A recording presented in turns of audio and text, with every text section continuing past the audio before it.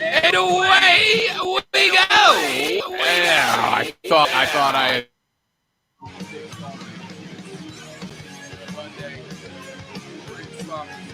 On a foot. We're off and running on a foot. Not a great one, but a foot nonetheless. I'm gonna. In fact, as a matter of fact, though, I'm out of Post-it. I was about to slam a Post-it note right on the front of the computer that says, "Hey, stupid, turn off the secondary microphone." I did not do that today. Oh well, it's Monday, ladies and gentlemen. It's Monday. What do you want? That's how it's gonna go. Zoe, what's up, dog? I know how we solve that problem. You could be in studio, then you wouldn't have that problem. But you know what I realize is going to happen. After when did we get sent home last year, Lonzo? Like mid-April? Something like that. It didn't entirely affect me, so I don't remember the exact date. But I'll say mid-April. So I'll say we've definitely been at home over a year at this point. We being me and Mark Ryan. We've been at home for a year. And I will tell you, Zoe, that for the first probably 4 or 5 months, I thought to myself, I could get used to this. I work on my couch. I get up out of bed. I don't even have to change out of the joggers in the AM. I sit on the couch wearing whatever I want to wear. Talking about sports, nobody's judging me. Nobody's got any issues with me. I don't have to be cognizant of coworkers. I can listen to whatever music I want. Not that I ever had any issue with the music selected by my coworkers in the co-office. But pretty much got to do whatever I wanted the second I wanted to do it with no questions asked. Like, for instance, Lonzo, I can sit here and eat a plate of Little Smokies for breakfast because I'm an adult who decided that I wanted Little Smokies for breakfast, right?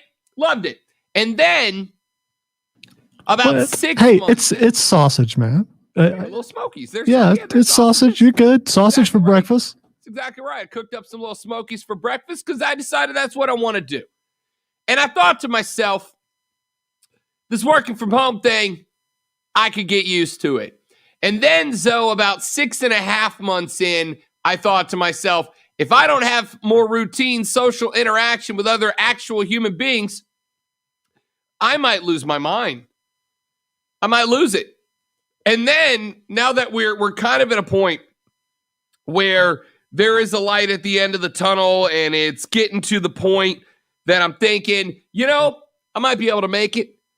We're going to head back to studio any minute. I realize, Lonzo, that 2 to 3 days after we get told we can come back in the studio, 2 to 3 days after I'm back in the office, I'm immediately going to go, man, I wish I was working from home still. I got to there's other people here and I've got to be cognizant and on my best behavior. Well, hopefully just roll up here in PJs every day. Well, you could. You still could because the offices are still closed and it's still radio. Hopefully, when you get to that point where you're ready to go back home, it's not because of me. More than likely, it'd be someone who has an office next to ours. No, like I said, I think it'll be a nice change of pace. And for those of you that have spent all this time working at home, are you, and you can text your answer, and just because I'm curious, let's do a little social experiment. Those of you who are working from home,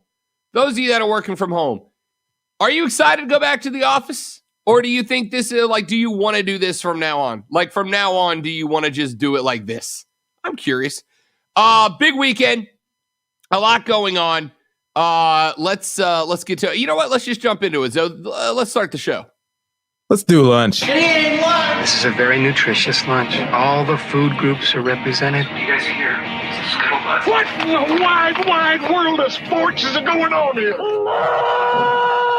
Lunch!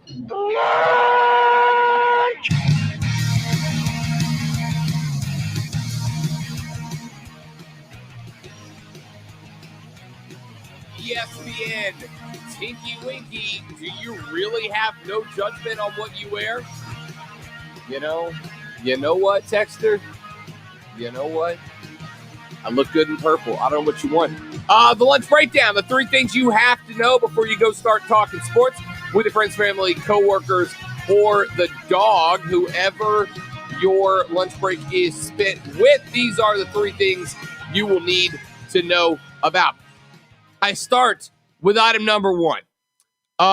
This one I do for my own personal satisfaction because I have a point and you all proved it for me. See, ordinarily when I'm going to do a little social experiment on the air, I give you a little warning. I'm like, coming up on Friday, we're going to do this. So, not this time. Every single stankin' year, every year, we get to the week of the Kentucky Derby, and I say on the air, nobody cares about the Kentucky Derby. None of y'all care about it. Not a one of y'all genuinely cares about the competition itself, about the race. We all care about the social aspect, the parties and the social gatherings, and I respect that. I respect that. I love me a good social gathering, all right? I'm down with it. But not a one of y'all cares about the actual race, the actual most exciting 2 minutes in sports. Yeah, cool. No, none of y'all care about it. So on Friday, the day before the Derby, one of the most betted on athletic competitions, quote unquote, in all of sports. Zoe, do you remember how many segments I did about the Kentucky Derby on Friday? Just off the top of your head? You did the amount that was needed. That would be 0. Correct. Zoe, you get an opportunity just so the folks don't make sure I'm not making something up to prove a point here. Lonzo, the auditor of who gets in and out of the show, who gets to participate. Lonzo, how many texts did we receive about the Kentucky Derby? That would be a big 0. Correct. Lonzo, how many phone calls did we receive about the Kentucky Derby? 0. That is also correct. Lonzo, I know you can't see my email inbox, but take a stab in the dark. How many emails did we get about the Kentucky Derby? I'm going to guess probably 0. Are you noticing a trend here, ladies and gentlemen? So, how many tweets did we get about the Kentucky Derby? 0. Yes, that is also correct. You're welcome to check the Facebook page. How many Facebook messages and or posts did we get about the Kentucky Derby? Not a 1. Thank you very much. Thank you very much. None of y'all care about horse racing. Stop calling me every year asking me, can you give us a breakdown on the Kentucky Derby? Sure I can. There's going to be 7 to 14 horses. They're going to run very fast. One of them is going to beat the other ones and win. He's going to get some roses that he doesn't care about wearing, just wants to eat said roses. And then that's it. That's all we're going to talk about for a year. Listen. The Kentucky Derby is a great excuse for a party. It is a great excuse for a party. And I am known to participate in the seersucker-clad Kentucky Derby party. I'm here for you, big dog. I love me a good Kentucky Derby party. I'm here for you. But stop pretending. Stop pretending any of y'all actually care about the Derby. None of you do. There's no point in talking about it. There's no point in bringing it up. I would rather spend a minute talking about the proper way to make a mint julep. That would actually be a better segment than breaking down the Derby. Okay? Any one of you that wants to try to convince me that you genuinely care about horse racing, feel free to call in right now and give me some insight to the Derby. Just go ahead and make it compelling and interesting to anybody that's not, you. You're not going to be able to do it. Hey, Rob, what's a seersucker suit, and why would someone wear one? You don't know what seersucker is? No, I don't. I don't. Is the only time I've ever heard seersucker mentioned was for the Kentucky Derby, and since the Kentucky Derby doesn't interest me one little bit, because you have to wear a seersucker suit to go to the Kentucky Derby, no thanks. Seersucker is a all cotton style of fabric that has a very unique, almost kind of it's a very textured, it's a very textured feel to it. It's, if you ever seen like the old, you remember Old Brother We're Out There? You've seen Old Brother We're Out There, right? Bits and pieces all of right. it. So in all the scenes where they're like outside in the South, all the dudes are in that blue and white, really thin striped blue and white suit. Kind of almost looks a little wrinkly. It's so textured. That's seersucker. It's all cotton. It's very much tied to the fashion of the South since forever ago. Did Boss Hogg wear a seersucker suit? No, I don't think Boss Hogg wore seersucker. Here, I'm gonna find a. How about the guys behind Smokey and the Bandit, the father and son? Well, they might. Yeah, that were wearing. Yeah, they might have. But they were in. Yeah, I'm just trying to envision what it is exactly. Jump in on the Facebook stream with us, facebook.com/ESPN up, facebook.com/ESPN Upstate. During the break, I'm going to bring up some pig. I'm going to learn Zoe something. I'm going to learn him something about the seersucker. It's a classic look. Good for the Kentucky Derby. That would be the Kentucky Derby party because nobody cares about the race. Item number 2 is in the world of baseball. Lonzo, when we started talking about robo-umps in the game, I said it's a good idea because umpires get calls wrong. And it happens a lot. Well, it happened again, ladies and gentlemen. In the Phillies game against the Mets this past weekend, Didi Gregorius was running the bases on first base with it. And you know what? I'm never going to set it up. I'm just going to let you listen to it. Keep in mind that play-by-play in color guys, their numero uno condition, the number one facet of their job. It's not just to tell the story about what's happening on the field in the way that translates to listeners. It's also to protect the relationship that they have with the league in question, which makes it interesting. Mets, Phillies, this happens.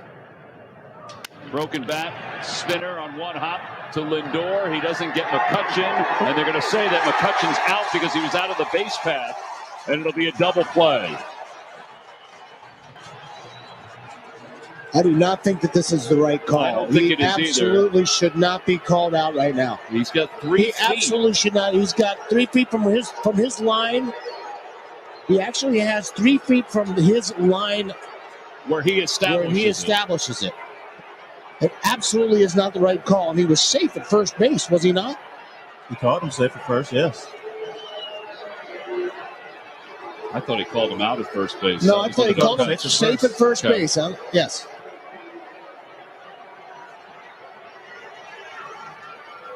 It looks like they're going to check the play at first base. I thought he was out at first, but he definitely should be on second base safe. They absolutely made the wrong call. And I don't think this is reviewable either.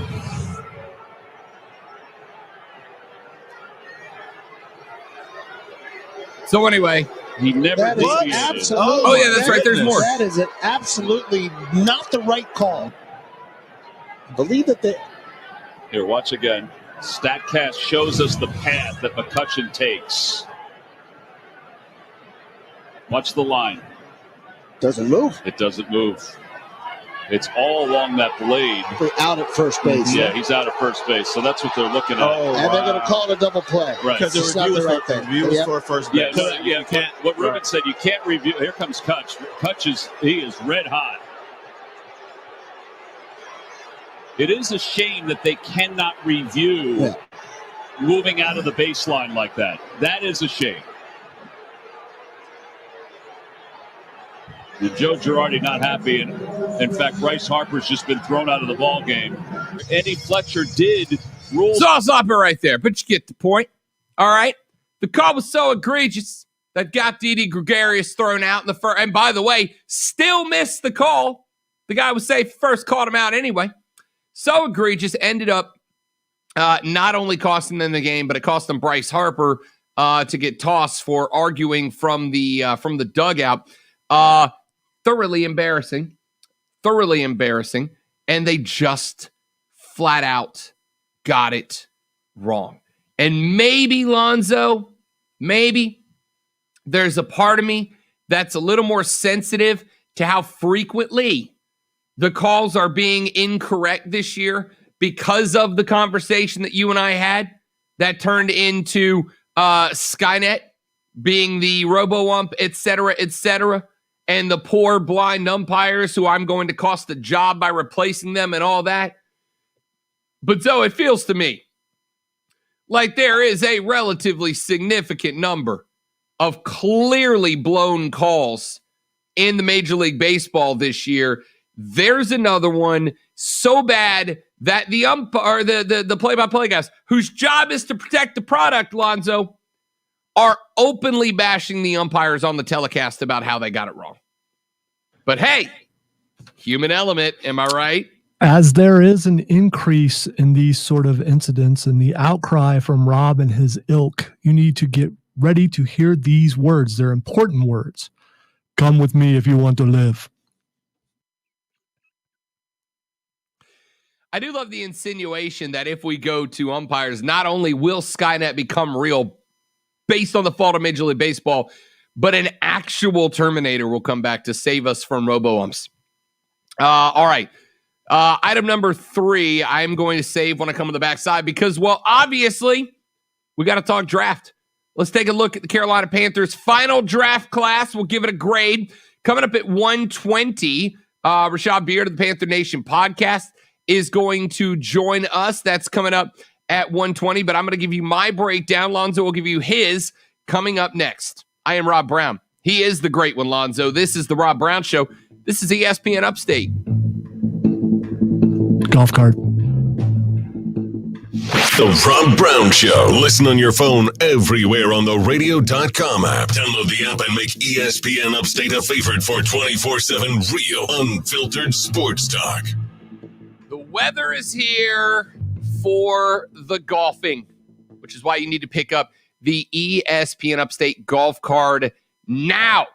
$450+ worth of golf.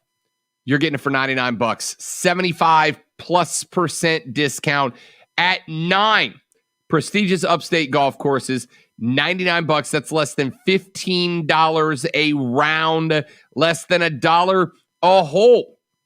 You're not going to find a better deal than that. The Preserve at Verde, Pebble Creek, Legacy Pines, The Rock, Carolina Springs, Willow Creek, Links of Tryon, Rolling Green, and new this year, the Club at Brookstone. You are not going to get a better lineup of that. And if I told you right now that if you called me, I could get you a round of golf at either one of them for $15, you'd be like, Rob Brown, pull the trigger, big dog, let's go. Well, I'm telling you I can. And all you have to do is go to upstategolfcard.com. Upstategolfcard.com. Get yours. Get one for your friends, your family. It's a great way to spend some time with your amigos out on the course. It is the 2021 Upstate Golf Card. AutomotiveMap.com presents your ESPN Upstate Sports Center update powered by The Score. It seems fitting on his birthday that Kyle Busch would win the Bushy McBush Race 400. That's exactly what happened at Kansas.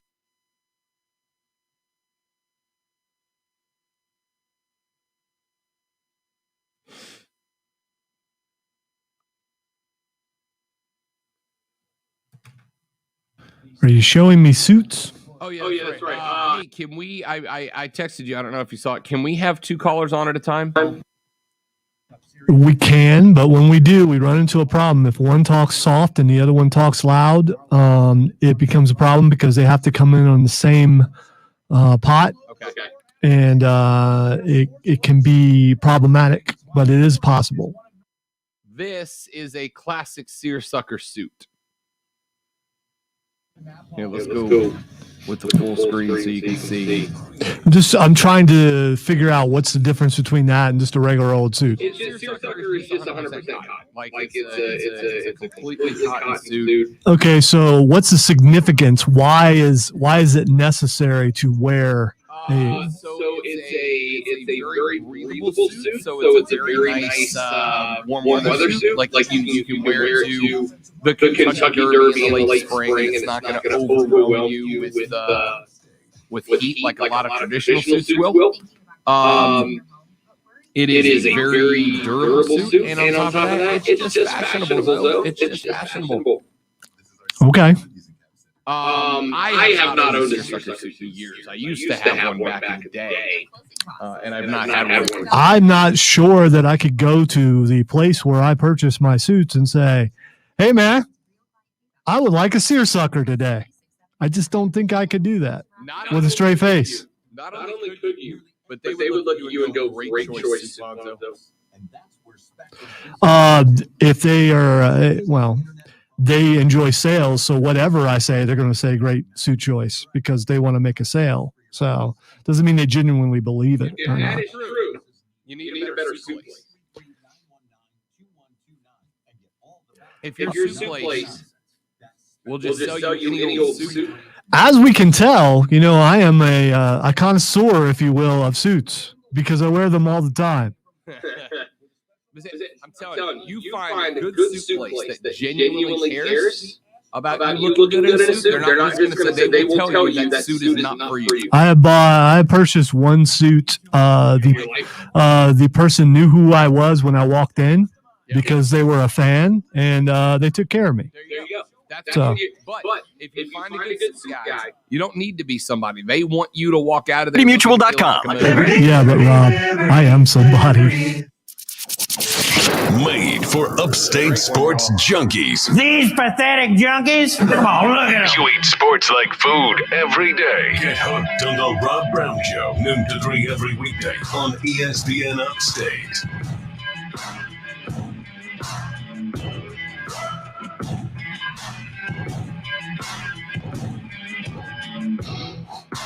Rob Brown Show back on your radio. This is ESPN Upstate. Happy Monday, y'all. It's great to be back with you. Let's talk a little bit about the Panthers draft class of 2021.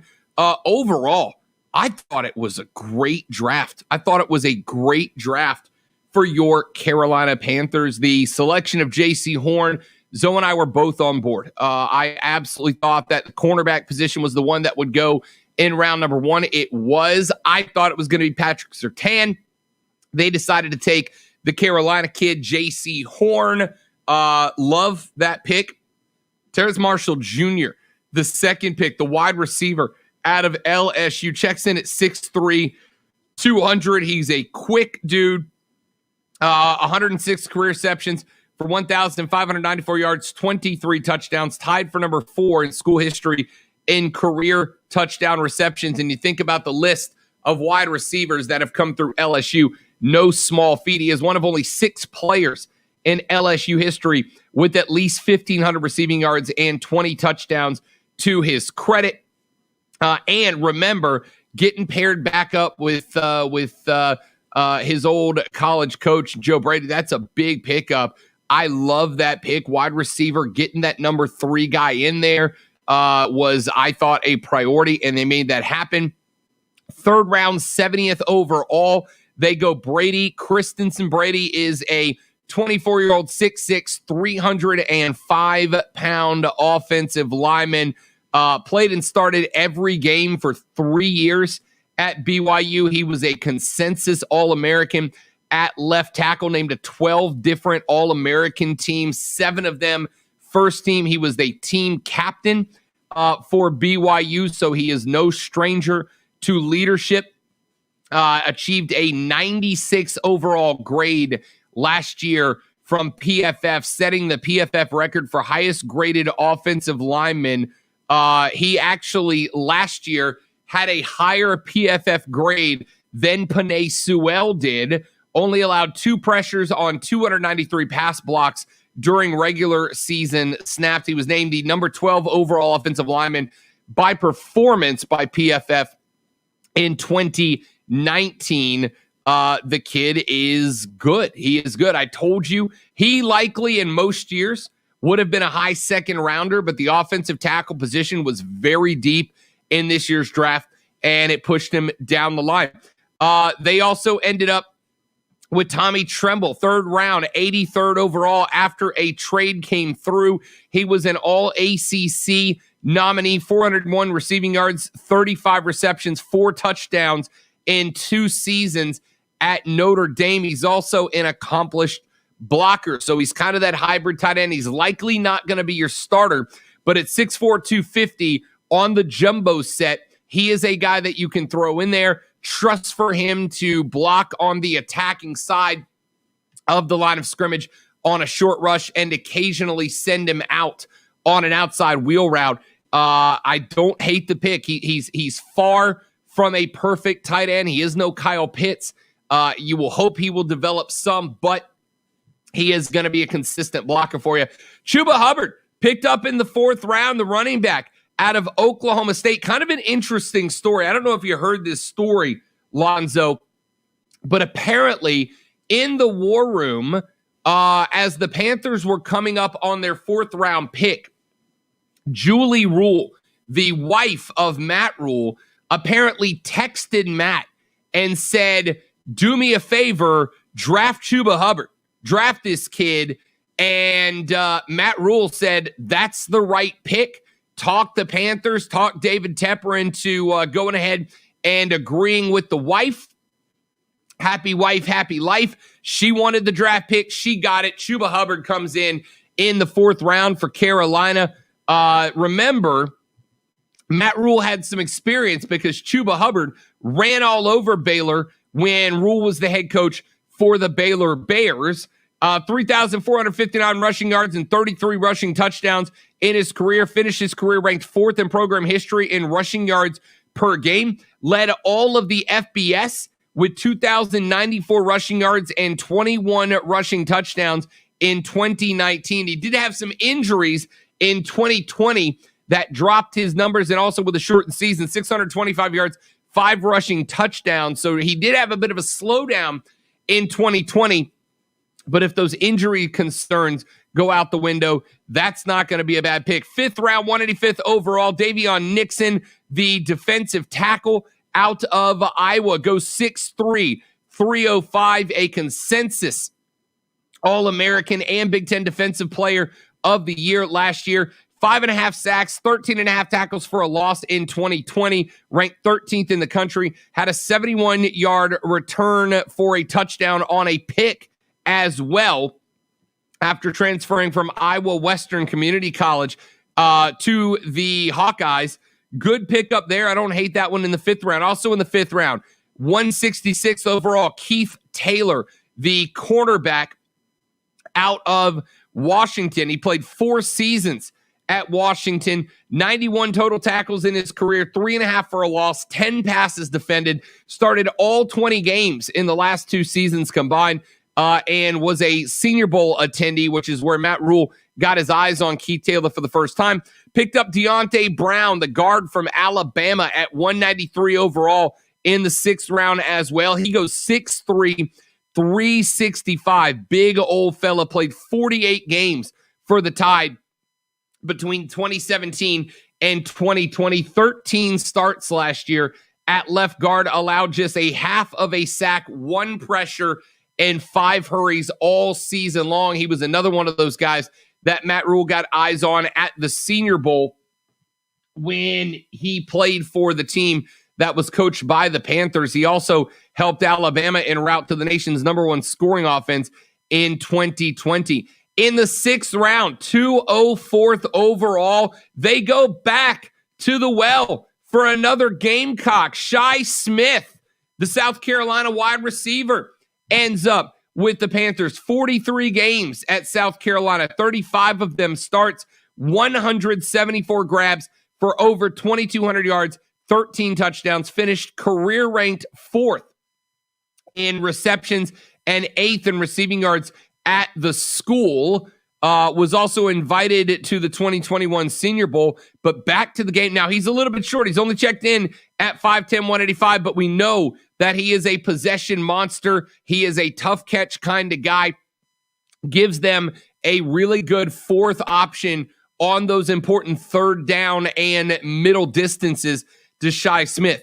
6th round, 222nd overall, back to Alabama they go, and they end up with Thomas Fletcher, the leap side linebacker, drafted 6th overall. He is a long snapper. For every snap in his 4 seasons, he was perfect as a long snapper. No mistakes at all. Won the Patrick Manley Award for best long snapper in the country last year. named first-team All-American long snapper as well. So you don't see long snappers going very often, but the dude spent 4 years under Nick Saban and made 0 mistakes as a long snapper for a school that is known to have issues in the kicking game. He helped settle those. Look, I don't love taking punters, kickers, and long snappers in the draft, but if one went 4 years perfection at Alabama under Saban, that's a guy you know's got the clutch gene in him in big-time spots if you need that last-second field goal to win. For a Carolina team that had 8 games that came down to the final possession last year, that might come in just handy. Yeah, and you want a guy like that, as you talked about his longevity in college, so he's probably going to be around for a while, and you want someone who's going to be there and not have to replace them, really quick. And I'm not like you. I have no problem with drafting a punter or a kicker, because if you draft one, they're probably really, really good. You'd hope so. And with their final pick in the draft, goes 6'5", 315, does defensive tackle Phil Hoskins out of Kentucky. 31 career games with 11 of them being starts, all coming this past season. 53 tackles, 7.5 tackles for a loss, 4 sacks, 7 hurries, 1 pick and a forced fumble and recovery. Had a team high with 5 quarterback hurries and 1 pick in 2020 after 3 seasons there with the Wildcats and 1 year at Highland Community College. So there's your Carolina picks. Zoe, I don't know about you, man. Overall, I give Carolina a solid A-. I mean, I thought there were 1 or 2 spots they may have left a better player on the board that filled a fringe need, but they hit basically all the needs we said they had. I probably would have liked a little bit more effort finding a linebacker spot, but they committed to Sam Darnold. They got him 2 new weapons in Marshall and Shi Smith. On the defensive side of the ball, they hit all of the needs. Cornerback down to edge rusher down to interior lineman.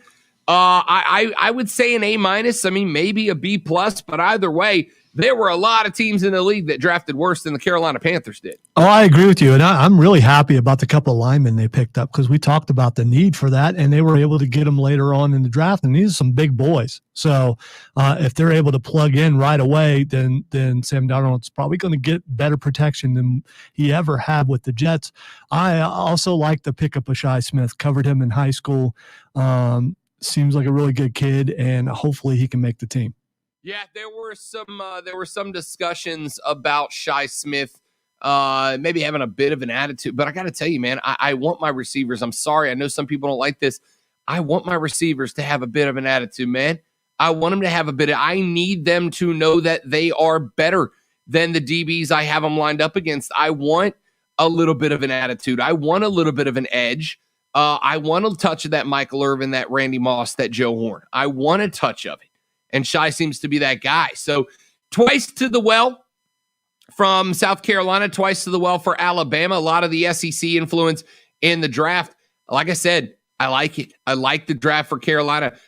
We are going to have, coming up at 1:20 this afternoon, my man Rashad Beard from the Panthers Nation podcast is going to check in with us to talk about his thoughts on the draft class. And we are very much looking forward to that. 844-GSP-ESPN, 844-477-3776 is the number to be a part of the program. When we come back, listen, y'all, I have a complaint to make. I am sorry.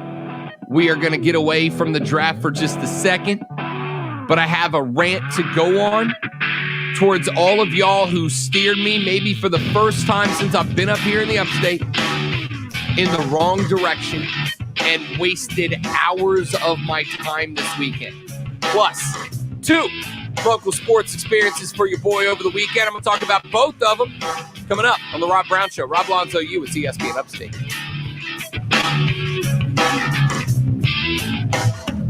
The Rob Brown Show. Listen on your Amazon or Google smart speaker. Just say, play ESPN.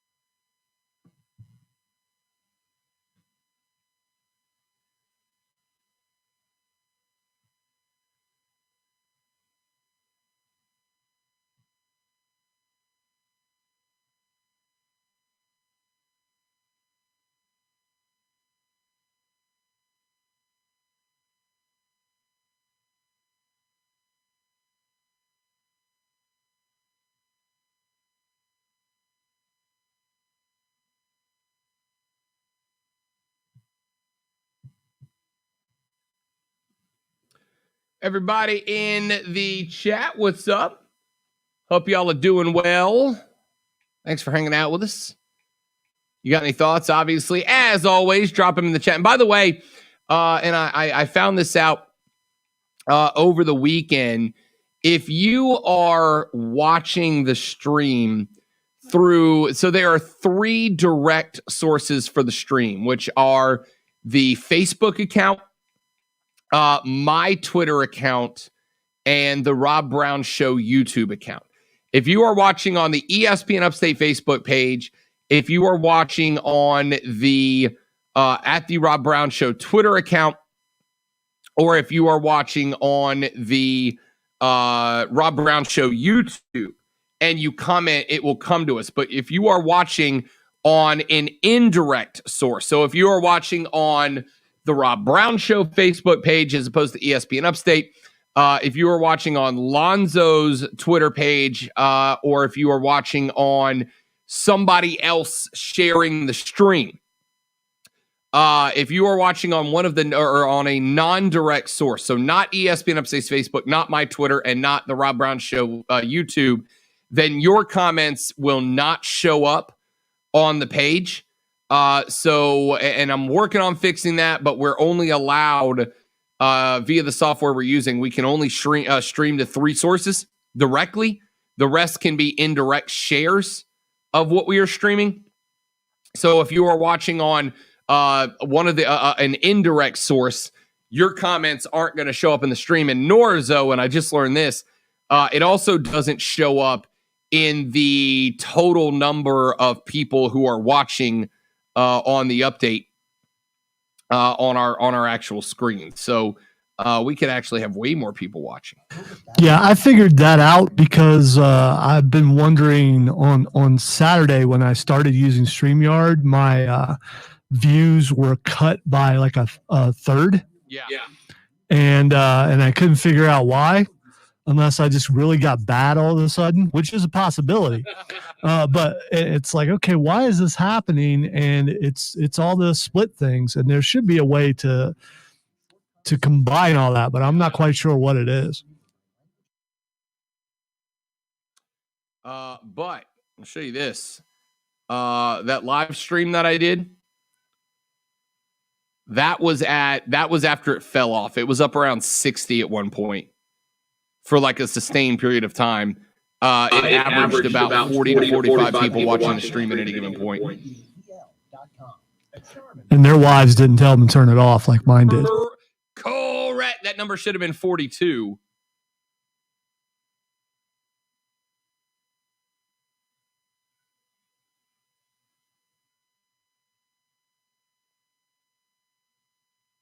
$30 seconds. Perfect.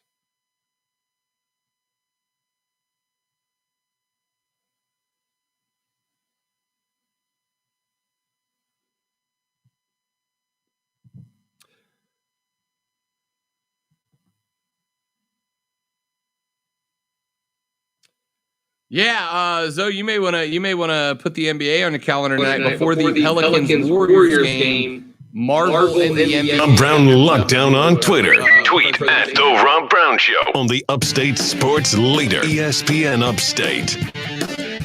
So, it's going to be very brief, but I'm going to not hashtag stick to sports for a minute. And here's what I'm going to tell you. During this pandemic, we have had a lot of things that have kind of become front and center of the pop culture wave, if you will. At the beginning of the pandemic, we had Tiger King.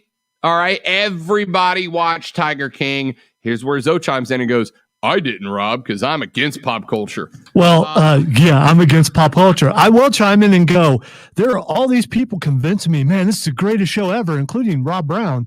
Talking about, man, you gotta watch this. I got 2 episodes in and went, man, this thing sucks. And I didn't watch anything else after that. So here's the thing. If you start watching a show and you realize it's not for you, you don't watch it all the way through. You stop watching it. Unless, of course, you want to be able to complain about said show. It was incredible. So then we got, after Tiger King, we got The Last Dance. Yeah, I see you. I see you smirking, Zo. I'm circling around to you, buddy. Then we had The Last Dance about Michael Jordan. Even if you weren't a basketball fan, it was at the forefront of the culture phenomenon. Then, about 3 weeks ago, 2 new documentaries hit. One was about John Wayne Gacy, and the other was called Sasquatch. So I watched the John Wayne Gacy documentary, and I was fascinated by it. In like a, you know how you can be both horrified and fascinated by something? I was both horrified and fascinated by it. And then, after I tweeted about it, talked about it on the air, I start getting inundated with people. Rob, there's this documentary called Sasquatch. It's unbelievable. You have to watch it. And I said to Lonzo on the radio, to the lady friend, all of it. I said, y'all, Bigfoot ain't real. So, no. All right. They have been doing Hunt for Bigfoot documentaries for 50 years. And for 50 years, ain't nobody successfully hunted for Bigfoot. So I said, no. Because this is going to turn out to be some dudes out in the pot fields in California got killed by some other dudes who thought they were infringing on the territory and tried to blame it on Bigfoot in order to A, get away from it, or B, scare the rest of the people away from the pot farm. And then one night I'm sitting last weekend, 2 weekends ago, something, with the lady friend, and we're scrolling through the docs, and here comes Sasquatch. And she says, I've really been wanting to watch this. I've heard incredible things about it. And I said, I don't need to watch a documentary about Bigfoot because Bigfoot doesn't do the real. So there's really no point. And she said, no. It's like a crime thing. It's like a real crime documentary. It's more about the murder. And I thought, all right, I'm down for some good murder documentaries because I'm an old man and murder porn's what I watch now. So she talks me into it. And all the people are going, Rob Brown, this documentary, it's incredible, man. It's going to blow your mind. And there is an M. Night Shyamalan caliber twist you're never going to see coming. And I thought, all right, well, I'm pretty sure it's, again, going to be some dudes that murder some other dudes because they were pushing in on their pot territory. But hey, maybe there's a twist here. Maybe it's a suit. I don't know what the twist could be. I just know the twist's not Bigfoot. So I watched the documentary. And here's the thing. Y'all know my proclivity to not issue spoilers. Here's how bad it was. I'm about to spoil it, and you don't even need to go because it's not worth your time to watch. All right? So here's your spoiler. I hate to interrupt, but you're not going against your spoiler thing. This thing's been out for a while. Okay. It's way past your deadline. So you're not going out of your way to spoil. I will just tell you what happens then so that you don't waste your time like I wasted 4 hours of my life last night. All right? Here's what happens. Back in the early 90s, there was a journalist. He was in a cabin one night, and a bunch of dudes hopped up on meth, came and said, we just found 3 dead guys, and they were all torn apart. A Bigfoot did it. Cool, bro. So then these dudes in the farm went, maybe it was a Sasquatch. And then they just all leave. That's it. They're just like, screw it. It's not worth fighting. So they leave. Then some 25 years later, the journalist who used to work on the farm is like, hey, that was a weird story. Maybe I should find out what happened. So he decides he's going to go find out what happens. And he starts calling people and he starts texting people. And he finally comes up with a working theory that basically there was a dude who owned a pot farm and these 3 guys sexually molested his daughter, and so he had him killed. And here's where it gets crazy, Zoe. The guy's name, his nickname, was Bigfoot. And I'm like, oh, that's okay. That's why they called it Sasquatch. No, you know what makes it scarier is Bigfoot Gary. Bigfoot. Oh, you watched it. Okay, so you know where I'm going. Bigfoot Gary. And they're like, here comes the twist. Bigfoot Gary didn't have a daughter in 1993. Maybe it was Sasquatch. No, it still wasn't Sasquatch because Sasquatch doesn't do the real.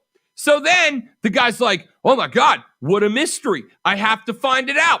And then after 4 hours of you wasting your life. He finally just calls the dude that owned the farm in the first place, and the dude's like, yeah, those 3 guys were infringing on our territory, so we murdered them. Shock! It's the exact thing that you knew was going to happen from the beginning, except for they just injected one more. Maybe this guy did it. Turns out that he didn't do it. Oh, that's right. It was just pot people killing other pot people for stepping on the product. And y'all were hitting me with, it's an M. Night Shyamalan twist. No, it's not. It was the single stupidest, most predictable, most easily figured out documentary of my life. And I have watched some ones where I knew what the documentary was about before I watched it. So, I do have a couple questions. Absolute waste of my time. First of all, it's 1,000 times better than Tiger King. God, that was so awful. Tiger King is popular, so I'm going to watch it and tell everybody that I'm popular too for watching it. I'm not implying that it was you that did that. I'm just saying that there are people out there who watch the thing because it's popular. The most important question I have to ask you is, did the lady friend enjoy it? No. Okay. She All thought right. it was. She was mad at me for finishing it, even though it was her idea to watch it. I never wanted to watch it because Bigfoot isn't real. By the way, this thing was much more intriguing than Tiger King, and the fact that Rob is obviously angry about this is because he believed somewhere deep in his soul that there might be proof that there's a Bigfoot. So there's a little bit of Rob that believes that Bigfoot could exist. So, first off, do I admit that Bigfoot could exist? Yes. So could leprechauns and pixies and dragons. It all could exist. Dragons did exist at one time. Bigfoot is an interdimensional being who vacations here on the earth. Pixies, not so much. Dinosaurs existed one time. If they you did call them dragons, that's they did. Fine. Dinosaurs existed. Some would say that some dinosaurs are dragon-like. I mean, if you would like to say that, have that, but they were dinosaurs, and we can empirically prove that they existed because we have all the dinosaur things that we can go, here's a dinosaur. Bigfoot, you got nothing. You've been sending weirdos out into the woods for a half a century looking for Bigfoot. You ain't found a body. You ain't found nothing, all right? Then... I believe you're inaccurate in your depiction. People aren't sent out to look for Bigfoot. They're compelled to. Totally different thing. Great. And still compelled to find one.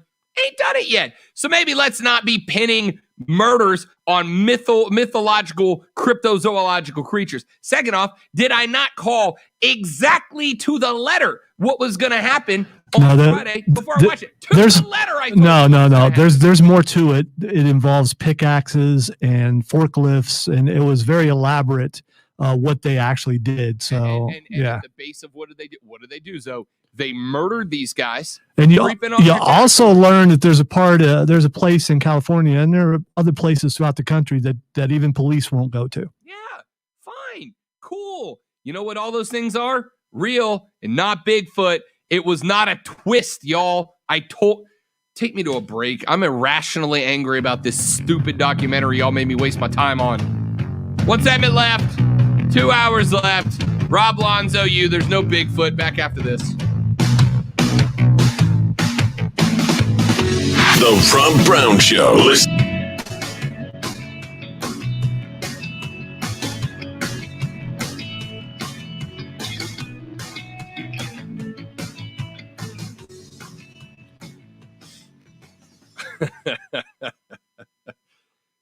Can y'all believe they pay me to do this?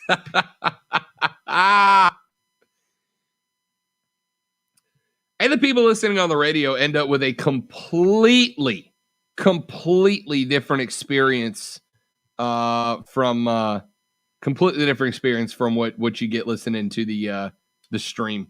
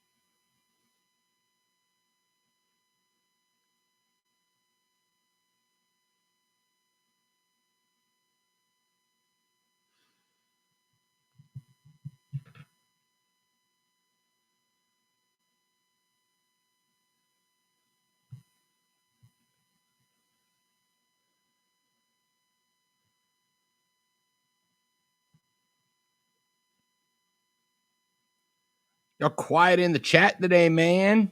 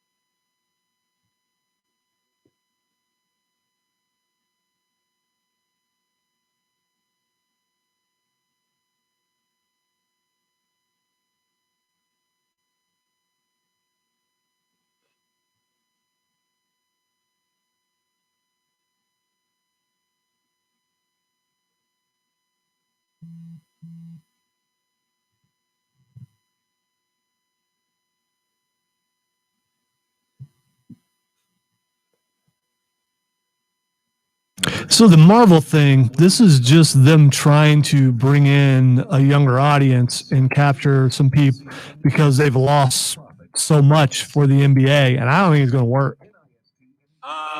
Especially putting it on ESPN2. Well, I think it's So you have to go looking for it. It's ESPN, which is obviously owned by Disney. Disney, yeah. So it's them just mashing their properties up. I know they're doing on Tuesday there's a Yankees Astros game that they're doing a Star Wars thing for because it's May the 4th. Yes. I don't know. See, I thought they were doing like a little almost like a cartoon movie kind of thing with the NBA players as heroes. That's not what it is, though. It's just kind of like a promo material. they make point. I mean, they pick 3 players for each team, and they can compile points, Marvel points, depending on how many shots they make, and they lose points depending on if they miss shots. And there's this. I saw it on. I think it was Greeny. I was watching this morning. They were explaining it, and it's just it's not extremely complicated, but it's each like 3 different characters supposedly pick their player, like I think I think Captain America is for Zion. I think I can't remember exactly, but He's the only one I'm letting get away with being a bad guy. well, I'm saying they have Captain America picking Zion as their player. So there's a breakdown somewhere of who's picking who, but it's I mean, I'll be watching because it's a Pelicans game, but if you're also going to make it a Marvel theme, cool.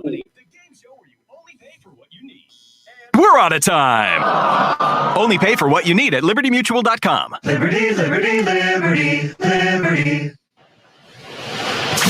He's not messing around. Real, unfiltered sports talk. Obviously, we have no time. Show. ESPN Upstate. All right, 1 hour in the books. Coming back in the next hour of the show. More breakdown of the draft for the Panthers. Rashad Beard is going to be joining us in the broadcast at 1:20 to talk about his draft grade and where he sees the Panthers going from here. Plus, some look at the NBA standings with just a few games left to go. Hour 2 is going to be busy. Stick around. Wait for it. I'm Rob Dezo.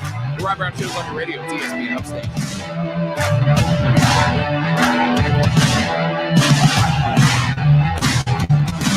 ESPN Upstate. WYRD Greenville. WORD Spartanburg. W249DL Greenville.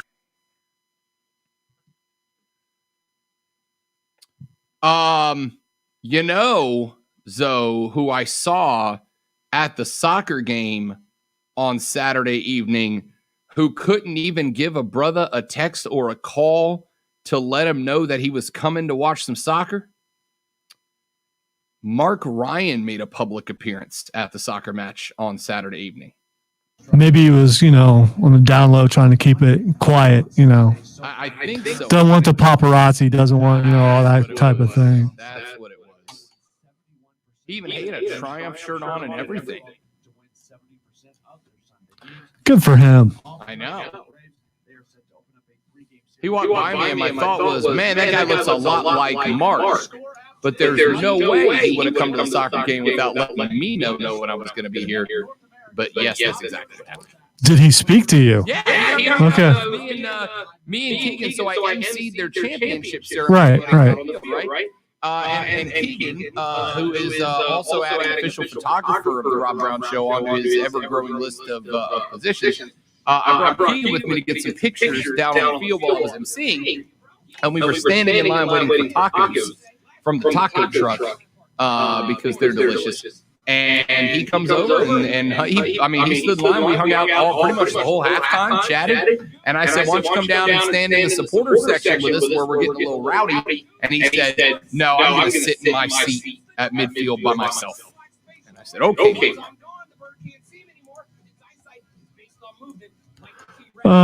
Maybe he can't stand for long periods of time. I don't know. Or elects not to. Or I just respect that he was there. I mean, Diesel bailed out on me, so.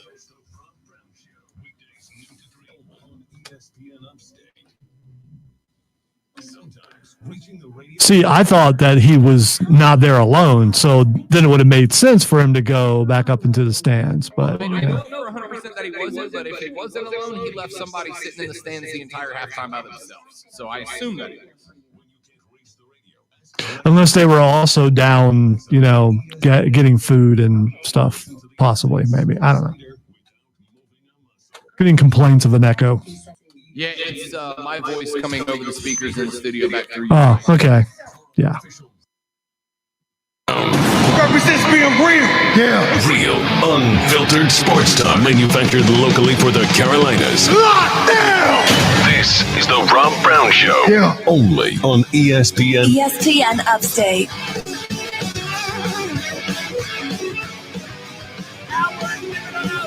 Rob Brown Show back on your radio. This is ESPN Upstate. What up? Upstate, South Carolina. How do you do? Great to be back with you. I am Rob Brown, the great one, a.k.a. Colonel Grudge, a.k.a. Hashtag Dad Kids, a.k.a. the Alpha and the Omega of ESPN Upstate, a.k.a. the conductor of the Symphony of Sound. It is the Rob Brown Show, a.k.a. Did I say hashtag Dad Kicks already? Either way. Yeah, you said that. You forgot about the fulcrums, though. Remember, you got the content cash cow. Yeah, there we go. Gentlemen, the great one, Zoe, back in the network studio. He, the one that possesses faith in Bigfoot as an interdimensional. By the way, I did love the part where they had the two dudes who were Sasquatch hunters / life partners, and they said, "What do you make of Bigfoot?" And the one guy said, "Well, he thinks he can teleport." And he went, "Don't you start that BS, man! I do not." And they flipped out. I immediately thought about you and I, Zoe, from the standpoint of what that means is Rob really does believe in Bigfoot. No, he doesn't. And that documentary was stupid, and you should all feel bad for making me waste my time with it. Or watch it just to spite Rob. It's so terrible. You know what? Watch it. Waste 4 hours of your own life if that's what you want to do. We have finite time on this planet. I could watching terrible documentaries. That's on you. If I were offended by the fact that you don't like it, I would point out that it's not 4 hours. But I can't. I'm not offended. Like 4 hours. It's not 4. It's 3 episodes of about 41 to 45 minutes. Felt like 8. It just never ended. But much like other things, I have noticed that you have the habit of going into something knowing you're not going to like something and then you don't. That's an amazing thing. No, you stop it, Lonzo. You stop it. If I was there, I would be hitting you with a rolled up magazine. You stop doing that. I gave it a shot because you can't hit me. I'm agile like a cat. I like crime documentaries, and at the end of the day, this was a murder. It was a murder. And then I got done, and I'm like, it's not really a twist when I tell you exactly what happened from the beginning. All right? Anyway, enough about Sasquatch. I've already given more time than I earned. By the way, apparently it won some awards at the Cannes Film Festival or something. Those people are bad and should feel bad. So you don't appreciate the fact that the reporter was embedded and feared for his life for much of the documentary. Who did he fear his life from? From Bigfoot Gary and the name of the guy that they had to strike from the record because they were all afraid he would find them and kill them. If you would have done that documentary without ever bringing up Bigfoot, it would have been a great documentary. But you spent... So you're just offended because Sasquatch was in there. No, I'm saying you wasted my time. If you would have just done it as a crime documentary, it would have been incredible. But you keep working that angle in there it's got to... I love that it's not Bigfoot Gary. Well, Rob, it was Bigfoot. Rob, you just said it would have been incredible. As a crime documentary. Right. So it's a good crime documentary, but because Sasquatch was mentioned, it offends you to the point where you can't like it. Mentioned it. They named it after him. They didn't mention it. They put his name. All right, we're done. It's like stone soup. The stone really doesn't do anything. It's all the ingredients that everyone brings to it. It was dumb, and if you liked it, I need to send you a list of better documentaries. But it's also a good crime documentary, Rob. Yeah, I literally just said that. It would have been a great crime document. All right, stop it. 844-GSP-ESPN, 844-477-3776. Text yourself. Yeah, I mean, if you want to talk about Bigfoot, text yourself. Don't text me. 71307 on the Ingles Market text line. At ESPN, just curious, have y'all covered or are you going to cover the Falcons draft, as there are as many Falcons fans as Panthers fans in this area? Yeah, we can do some ATL talk. We'll break some break some Falcons. I need to get a Falcons contributor. You're right. I need to get a Falcons contributor on the show. I'll tell you what, I'll work on that today when we get off the air. We got Rashad as our Panthers contributor. I'll get us a Falcons contributor here on the show. But I'll give you my thoughts on the Falcons draft coming up in just a little while. At ESPN, leprechauns do exist. Have you heard the Leprechaun of Lyman on Mark's show? I have. I will watch a fictional movie about Bigfoot and be entertained, just like I'll listen to a fictional call from a leprechaun and be entertained. All right. I wonder how much they paid that guy. At ESPN, I was never interested in the Jordan documentary or on the Tiger team. Sorry. You have to be sorry. I mean, it's your life. I, as somebody who grew up in the golden age of Michael Jordan, was obviously fascinated by getting a different look at it. And as somebody who is fascinated by clinically insane people, Tiger King was great. All right. So, but that's it. We're not, no more document. I've never said this, but we are going to hashtag stick to sports now. All right. All right. I'm writing in the description to the podcast Rob's great love for the documentary Sasquatch. You know, I can change those now, right? I've gotten the authority to change those. All right. So Rashad Beard coming up in the next segment to talk a little bit about the Panthers draft. We'll chat with him. A couple of other things I wanted to get into. We talked a little bit about, is Jacksonville, Lonzo, is Jacksonville going to be Clemson South now? Am I going to start seeing tiger paws in one corner of people's truck beds and Jacksonville Jaguar paws on the other corner now that Trevor and Travis are down in Jacksonville together? Are they going to be the new team of the upstate? You will, because they can't really root for Houston anymore. And the other thing is, I do have a question though, because we talk about how you and I can put our college hate aside. There are certain fan bases who can't. So I am curious how a Clemson fan can root for Jacksonville when Jacksonville is coached by an former Ohio State coach. How can they do that? Because there's a complete hatred for Ohio State, especially now after that, dismantling. Does it feel that way? Oh, they hate Ohio State. Yeah. Like when I broadcasted down in Florida, basically all the SEC hates Ohio State. All right, they just do, because during the SEC, Clemson hates him because of Woody Hayes. And they it's passed on from generation to generation that you hate Ohio State. Great traditions. I've talked to some kids. I mean, I've had the opportunity to trade some what I consider kids now, because they are kids. And I've asked them, hey, why do you hate Ohio State? And were you kind of taught that as an early age? And they said yes. I respect that. So can you, as a true Clemson fan, root for Jacksonville? Does your love of Trevor, does it overpower your hatred of Urban Meyer, former Ohio State Buckeyes coach? Somebody asked me over the weekend if my hatred towards Jacksonville was going to cause me to root against Trevor Lawrence and Travis Etienne. And my answer to that question was probably, but not personally, right? Like, I'm not going to personally be anti-Trevor Lawrence or Travis Etienne. In fact, I love Travis Etienne. I was watching an interview with Etienne a couple of weeks ago, like a draft profile, and I love the kid, man. Like, they said, like, what's your career goal? Like, what's your career goal to make it to the next level? And he said, he basically said, and I'm paraphrasing because I don't have the exact answer in front of me, but he basically said his goal was to get to a point where he owns property and cattle and horses out in the quiet countryside. I'm like, dude, I like this kid, man. They asked him what the best part about playing alongside Trevor Lawrence was. And you know what his answer was? He loved it because the spotlight was on TL and not him, right? And if you think about it, Zoe, I mean, obviously not necessarily around here since we're right in the shadow of Clemson and the football stadium there.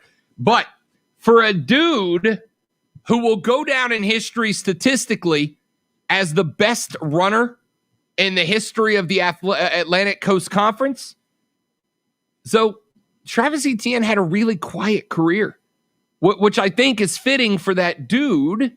He seems to be that kind of guy. I want nothing but success for Trevor Lawrence and Travis Etienne.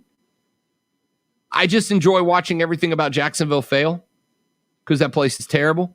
Like, I tweeted out when he got drafted, I'm like, my sincere condolences to Travis and Trevor for having to live in America's worst big city.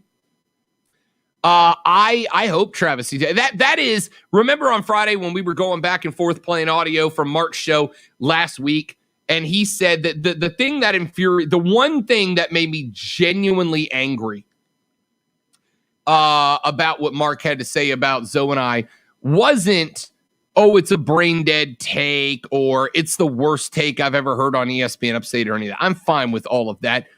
The thing that aggravated me the most, and we addressed this, was Mark saying the only reason that Rob said he would send Trevor Lawrence in the first overall pick to Green Bay in return for Aaron Rodgers is because he hates Clemson.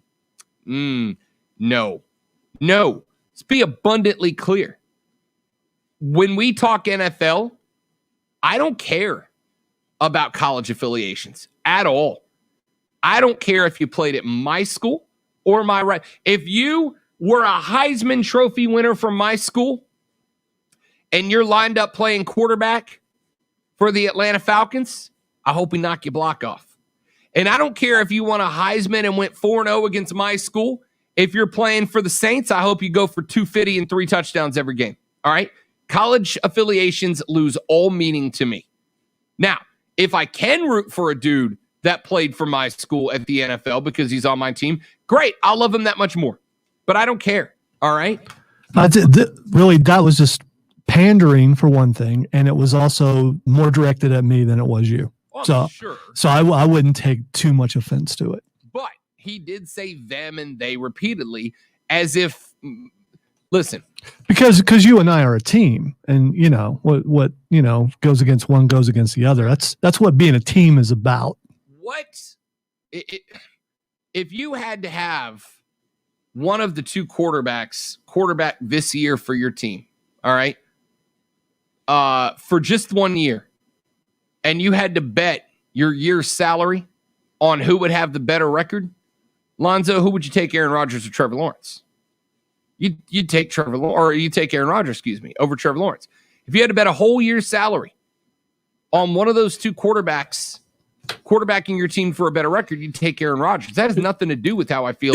And here's or Trevor Lawrence or anybody else. Here's the thing. Mark Ryan, if he was being completely honest, would say the same thing. I think anyone in their right mind, if they in that scenario, would take Aaron Rodgers. Oh yeah. By the way, I have a working theory. I have a working theory about why Aaron Rodgers did what he did to the Packers on the first day of the draft. I have a working theory on why he wants out of Green Bay. And I have a working theory about the type of team that will end up getting Aaron Rodgers to play for them next year if the trade goes through. I'll tell you what that working theory is coming up later on in the show. 844-GSP-ESPN, 844-477-3776 is the number. You can text us on the Ingles Market text line. The Ingles Market text line is 71307, 71307. Shoot us a text. We will give you our thoughts there as well and read them on the air. And what else? What else? Oh, Twitter. I knew there was something else. At The Rob Brown Show, at Lonzo One Word, at ESPN Upstate. Quick check on the text line before we head to a break at ESPN. Bigfoot is not real. With that being said, it's hilarious, yet contradictory to hear someone hate a documentary on Bigfoot because it is not real, but also enjoys wrestling. And no, I cannot pull for my own former hometown as long as Urban is there. That's a dude, forget the Bigfoot wrestling thing, which I was about to spark off on. This dude said he is so anti-Urban, though, that he is a Jacksonvilleite and is pulling against the Jags because he would rather Urban lose than his hometown team win. Wow. Yeah, and there are a lot of college people like that out there. Some of them just happen to wear orange, but maybe a lot of them wear orange. Those so Auburn fans are notorious. Yeah, that's who I was talking about. All right, let's run to a break. When we come back here in just a minute, we are actually going to be joined by a couple of guys coming up on the next segment, David Rhodes and Rashad Beard. We are going to have both hosts of the Panthers Nation podcast joining us here on the show. Then in the segment after that, we'll break down the Atlanta Falcons draft, the rest of the NFC South, and I'll give you my overall draft winners and losers. That's coming up next. I'm Rob. He's Zoe. The Rob Brown Show's on your radio. It's ESPN Upstate. Prisma. The Rob Brown Show. Listen on your Amazon or Google smart speaker. Just say, play ESPN Upstate. The official healthcare provider of the Clemson Tigers. The official healthcare provider of the University of South Carolina Gamecocks. If those two fierce rivals can agree that the official healthcare provider of each is the same healthcare provider, don't you think that you can trust them to do the same? Don't you think that you can trust them to look after your family? These two universities have to have their student athletes in tip-top shape, in tip-top condition, as healthy as they can get them. And both universities trust Prisma Health to do just that. They put the care and concern and quality into their work to earn the business of both Clemson and South Carolina. They will do the same for you and your family. You and your family matter just as much as Clemson and U of SC. You don't believe me? Check out their website at prismahealth.org, prismahealth.org, and you can see just how much effort they have put into making sure that your experience is safe, fast, easy, convenient, thorough, streamlined. You can find a location across the Midlands and the Upstate. You can check out all of the doctors, over 2,400 of them throughout their network, and you can schedule an appointment right there on the website and do a virtual appointment. If you're uncomfortable going into a facility, they make it that easy for you.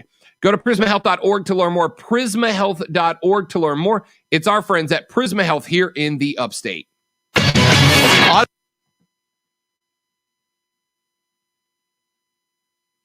Both guests are standing by. All right.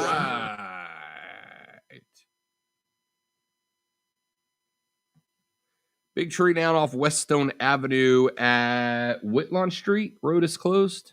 All right, Brian, appreciate that heads up, man. That's just outside of downtown, correct?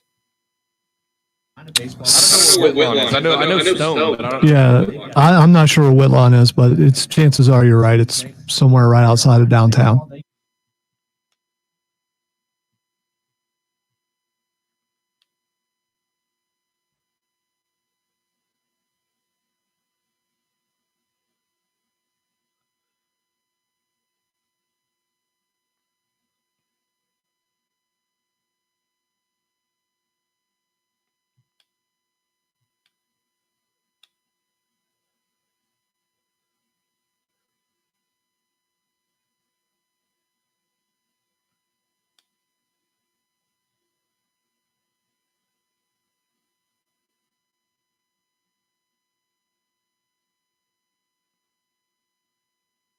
One minute.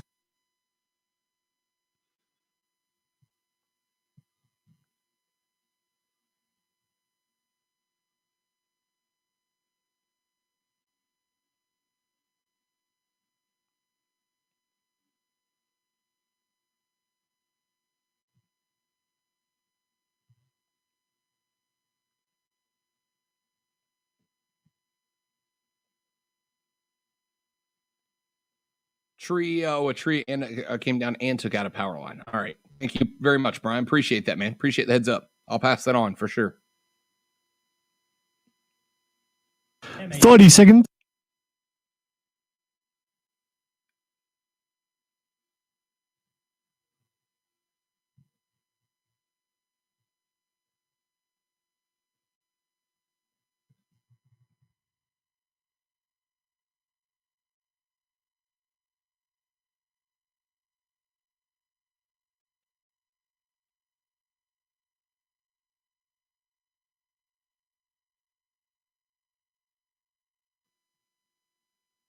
For GSP ESPN, text keyword ESPN and your message to 71307. Get in the game on the Rob Brown Show, only on ESPN Upstate. Real quick before we go to our guest, our buddy Brian has just checked in to alert us that there is a tree down off West Stone Avenue at Whitlawn Street. The road is closed. The tree went down and apparently also took out a power line. So if you're over in the neighborhood of West Stone Avenue and Whitlawn Street, tree went down, took down a power line, and the road is closed in that direction. So be careful if you are over in the area. Again, West Stone Avenue at Whitlawn Street, tree went down, took out a power line, road is closed.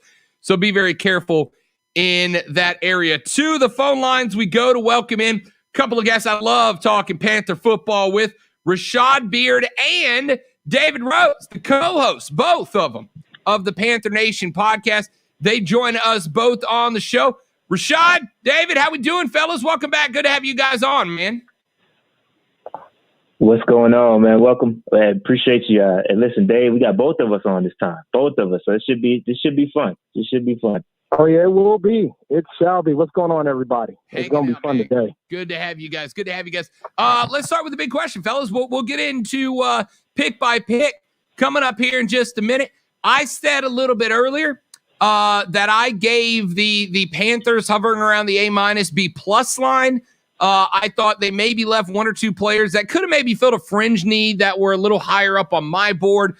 But for the most part, I thought David Rule and Matt Tabor had a really Matt Rule and David Tepper had a really, really good draft. They filled a lot of needs. I love the addition of guys like Terrence Marshall, Chuba Hubbard. There were some guys that I thought they got some real value from. Your overall grade, fellas. Rashad, I'll let you start. David after him. Just your overall grade for the Panthers draft. Overall grade is an A. I think I'm over the Justin Fields miss. So I think the Terrence Marshall pick kind of made up for that. So a couple other with the offensive lineman, Christensen and Keith Taylor is probably my favorite. But and Deontay Brown, I think we're good. So I'm gonna roll with an A. Well, for me, I'm rolling with an A as well. I predicted on the show that it would be a cornerback. I just picked the wrong one, but I love J.C. Horn from South Carolina. I love him a lot. I love the Terrace Marshall pick. I love the Brady Christensen pick. I felt like they got a lot of value in the later rounds. So overall, absolutely an A. David, I did the same thing. I saw him going cornerback first round. I got a lot of pushback on the show. I got told if Justin Fields was good, was there, they were 100% going to go that direction. I said, no, you're committed to Darnold. I think your boy Rashad even came after me just a little bit for it. I had them taking Patrick Surtain, pardon me, at that spot. Ditto. They go J.C. Horn. Still love the pick. If there was any separation, they were like 1A, 1B on my board. Rashad and I talked about it on Friday after the pick got made. So, David, I'll turn it over to you. I love the first round pick. What were your thoughts? I loved it. Because, like, for me, I think them taking J.C. Horn tells me that they want to play more press this upcoming season, which means they want to bolster up that defense and get an upgrade the front seven position and rushing the passer even more if they want to play more press. So I love it. And I think J.C. Horn was perfect for that.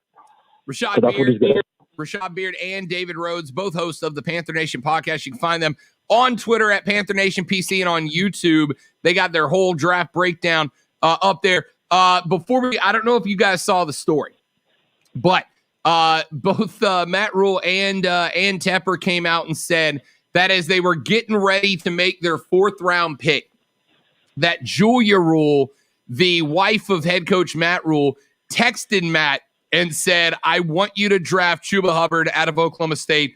Matt Rule had some experience. He saw him at Baylor. In fact, he ran over Baylor while Matt Rule was the head coach there. Both of them agreed. They let the coach's wife make the pick. I think it's a little tongue-in-cheek. I think he was probably up on their board anyway. He was up on mine. I thought in the fourth round he provided some pretty good value and a little bit of diversity back there to share the load as maybe a third down back with CMC if you want to utilize him more in that Alvin Kamara role. But, guys, that Chuba Hubbard pick I thought was one of the sneaky good selections in this draft. I'll start off. I'm going to go on record as saying I am not a fan of this pick, and I'm only going to be a fan of the pick if they actually give him 7 to 10, snaps or touches. He needs to touch the ball. And in past history, a healthy CMC is going to dominate the backfield. So that being said, in the fourth round, I thought it was a bit rich to take a running back, given the fact that CMC is going to dominate the snap. So if they give it to him, if they give him the ball 7 to 10 touches, then sure. But if not, then I think it was a waste of pick. Yeah, for me, I'm with Rashad. I'm fine with the pick, but it goes back to I'm assuming they're going to get that man 10 touches. I think Rashad's thing is he doesn't think they're going to do it right now because they haven't shown them being able to do it. But if they give him 10 touches, I think it's worth the price of admission. I think from a fantasy perspective, I'm kind of hurting because I don't think he'll be number one if I get an inkling that he's going to get 10 touches a game. But he should be getting 10 touches a game. I think it's about reducing McCaffrey's load. But I'm just wondering if they're going to be willing to make that happen and get McCaffrey on the same page when it comes to that because he doesn't like getting off the field. So I'm not going to disagree with that, but the question I'm going to have is, what if the injury bug, and look, I'm sure they were a little overprotective of Christian McCaffrey last year. Once it came to the point that obviously the Panthers were going to be in the top 10 in draft picks, they obviously were not in a playoff run. I'm sure they protected him a little bit, but he missed a lot of games with injury last year. If that becomes an injury, if CMC has injury concerns, if he's got to miss extended time next year, I think Chuba's a guy that can be a workhorse even as a rookie. I think they drafted him as much as an insurance policy as anything else, fellas. Well, I think that could be the case. But I think you have a guy like Reggie Bonifant who was also hurt last year too. And I also think Trenton Cannon and Rodney Smith came in and did a good job in absence of Christian McCaffrey and even when Mike Davis was hurt. So I think the answer was technically on the roster. I think Chuba Hubbard is an upgrade, a slight upgrade over them. But at the end of the day, if CMC is healthy, I think given at the fourth round, I think you look for that replacement a little bit later. You could get that guy, that insurance policy a little bit later. That's just my opinion. I think there was other options in the fourth round. We could have went. My thing is this. If McCaffrey gets hurt again, Chuba is the number one handcuff in fantasy by far. But I think it comes back to the Panthers really have to show that they're going to do that. They got to give him some work. Like, I don't think we want to bring him in cold turkey. Like, give him some work from the gate. If he knows how to get his blitz pickups going, try to get him more involved earlier than later before he gets hurt, before something happens to McCaffrey. Rashad Beard, David Rhodes, host of the Panthers Nation podcast, joining us here on the Rob Brown Show and ESPN Upstate. Let's jump back up, guys, to the second round. A kid that I love, a pick that I love. You bring Terrence Marshall Jr., the wide receiver from LSU, back into Joe Brady's system. He played with him, had great success with him down at LSU. But on top of that, and I don't know how much background Panthers fans listening have with Terrence, the dude is a great guy. If building character in the locker room is truly something that Matt Rule wants to do, Marshall is a guy that was known for taking walk-ons under his wing and making them feel like they were part of the team. He was a guy that was known in the LSU locker room. He would help the equipment staff collect dirty laundry after games to make their jobs a little bit easier. He was the guy that was willing to kind of work as a tutor for guys on the team that were having academic struggles to make sure they could stay eligible. Not only is he a phenomenal player, goes for 6'3", 200, so he's not exactly the biggest dude, but we saw other guys that are in the 5'9", 5'11 range get drafted ahead of them. 6'3", 200 with hops out of the building and a super character guy. Fellas, I got to tell you, y'all might be sitting on a superstar with Terrence Marshall Jr. out of LSU. Oh, yeah. This is my favorite pick of the draft. I don't know how he fell to us. And listen, we traded back a couple times in the second round, and he still was on the board. So this is a BPA pick. He was on the board, and it just makes sense. I love Terrence Marshall. He's a really good red zone threat as well. He's super crazy red zone stats. Terrence Marshall, it's a great pick. I mean, you got guys like Robbie Anderson who could potentially walking out the door next year or after this season. And so you got to backfill it. And I love this Terrence Marshall pick. He's going to be great, especially the fact that he knows the system. Yeah, for me, I love the J.C. Horn pick, and then they come back with Terrence Marshall. And I love it. And the fact that they traded back twice and got draft capital and in essence paid off the Sam Darnold trade with the draft capital. Even Rule said if you get a third round this year, that's equivalent to a second round next year, according to the numbers. So we pretty much paid off the Darnold trade with all the trades that we did throughout this draft. And to still get Terrence Marshall at that slot was outstanding. Yeah, I think if you'd have picked him at the spot you were in from the beginning, that would have been considered a great pick, and you still got lucky that he fell there. Absolutely love that pick. Want to jump down. Obviously, we're down here in the upstate, just a few minutes away from South Carolina. We know you took J.C. Horn, the Gamecock, with the number 8 overall pick, but you also got a guy who I'm kind of interested in the 6th round, 204th overall, and that's Shi Smith. Now, we mentioned height. He goes 5'10", 185. He's kind of in that Devontae Smith, Slim Reaper kind of spot, but he's a possession receiver. He's kind of hey, look, it's 3rd and 5. We need 6. Shi knows how to snap that route off. A little bit of questions about him off the field in terms of character concerns, etc. Nothing overwhelming. There are far more character concerns than other guys, but work ethic-wise, etc. Fellas, I think if Shi Smith keeps his head on straight, you could have a faster Julian Edelman type wide receiver that can bail Sam Darnold out if the home run balls aren't there for him when you go like 4 receiver sets. I like the pick. I mean, 6th round, 204th overall for a guy that really balled out for the Gamecocks here and there. I don't hate that pickup either, fellas. Yeah, I think it's a good pickup and expected pickup too, because Shi Smith was at the Senior Bowl with Matt Rule. So there was a lot of, conversations going on there. So I'm not surprised by the pick at all. Hometown guy at Gamecock. So I'm not, this is a good pick. I do question what our wide receiver room is getting really deep. So I'm not sure whether you guys like David Moore, similar type guy too. So maybe he's a mentor to Shi Smith. And I agree with you in the fact that he'd come in. He did a lot of kind of screens and stuff at South Carolina. So I think he could be that third down guy. You look at what Curtis Samuel did with us last year on those third downs. I'm not sure if he has as sure hands as Curtis Samuel, but if you look at Curtis Samuel specifically on third downs and you put Shi Smith in that role, I think there's a good spot for him. And again, our wide receiver room is getting deep. So it's going to be tough. There's going to be a lot of competition. But as a 6th-round pick, I don't expect him to come out here and light the world up. There's low expectations for him. He can come in, get his feet wet, learn some things, and I think he'll be fine. I think it's a good pickup, though. Really good pickup.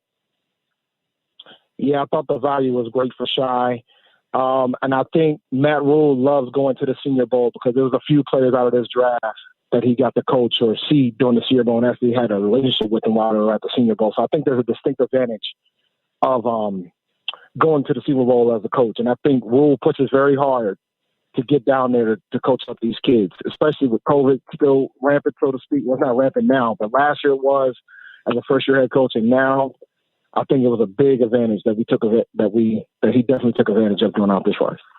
So, fellas, coming into this draft, and I know, Rashad, you and I talked about the before the draft possibility of taking Justin Fields if he's there.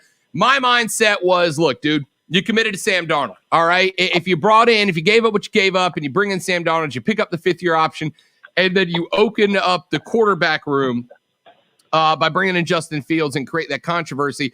To me, it's not a great idea. You get a Sam Darnold who's got eyes in the back of his head, who maybe plays too conservatively, trying to protect his spot. You got a Justin Fields who maybe tries to do too much before he learns too much, trying to win a job.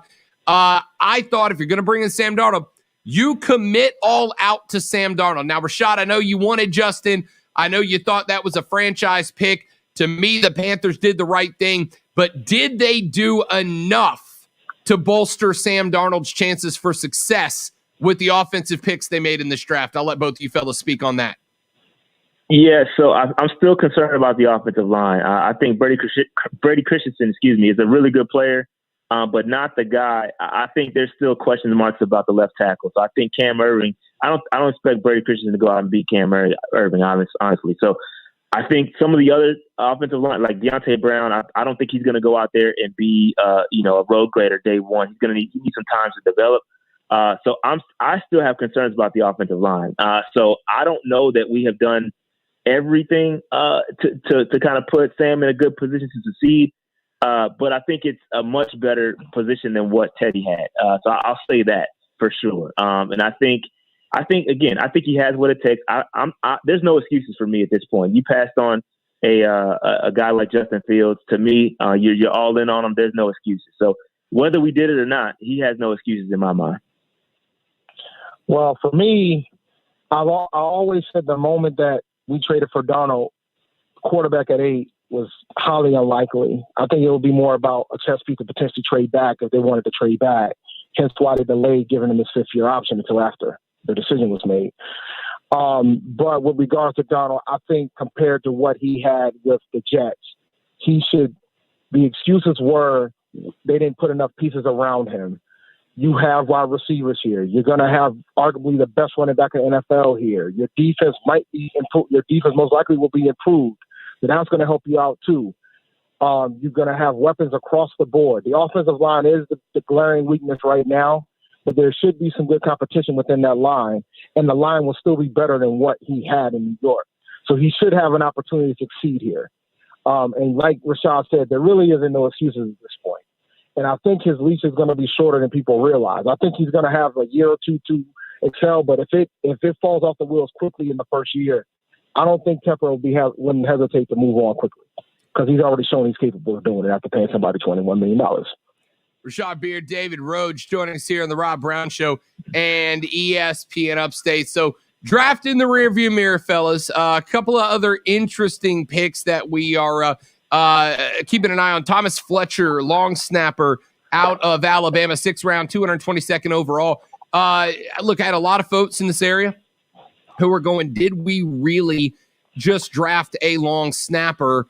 To me, I didn't hate it, right? I mean, you had filled some needs. You're at a BPA spot at that point in the draft, and here's a cat that was the long snapper at Alabama for 4 years and did not have a single misfire. And that's talking playoff games. That's talking national championships. That's talking rivalry games with a berth in the playoffs on the line, etc.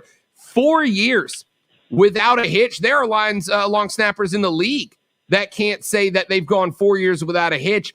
A lot of folks, are you on board with taking a specialty spot like a long snapper there at 6, or you think that was a wasted pick?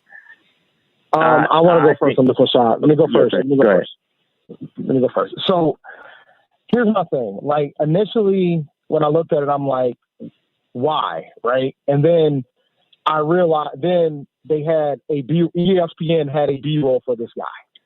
So I was like, wow, all right, okay, I think I see it. And then I did some more research and realized that a team has drafted a long snapper every year in the draft over the past 7 years.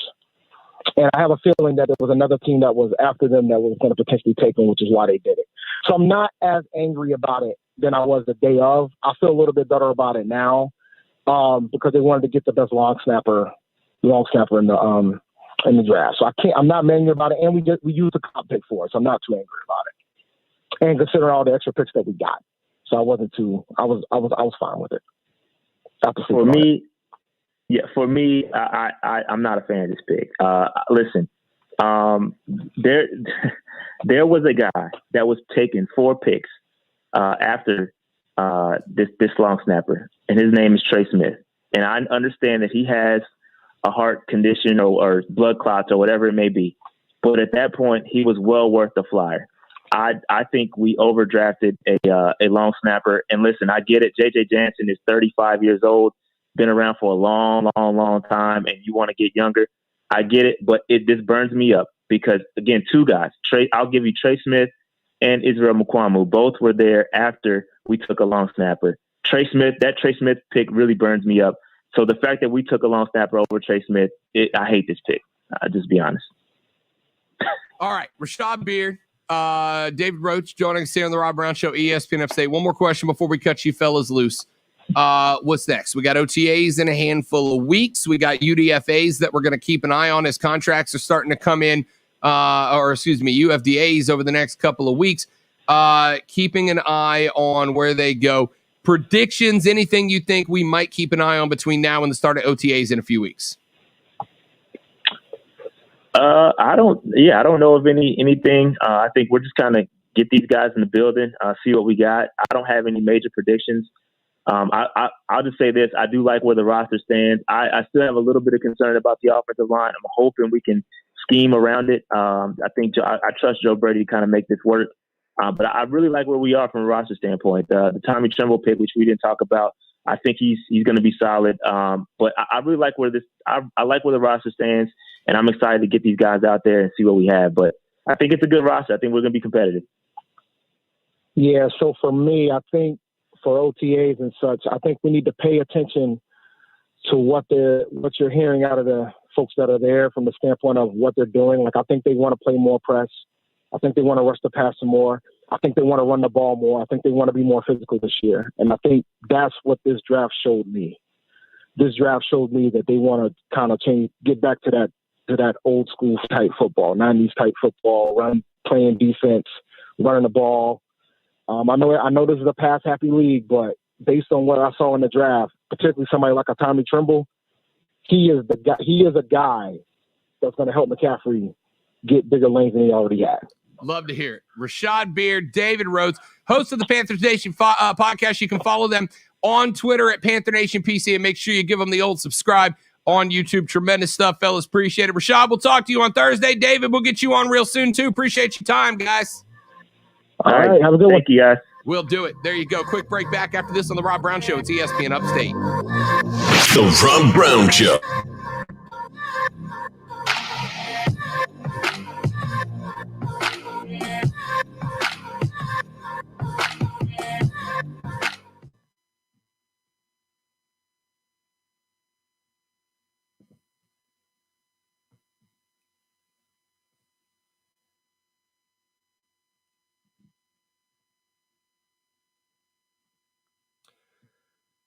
All right, quick run to the restroom. Be right back.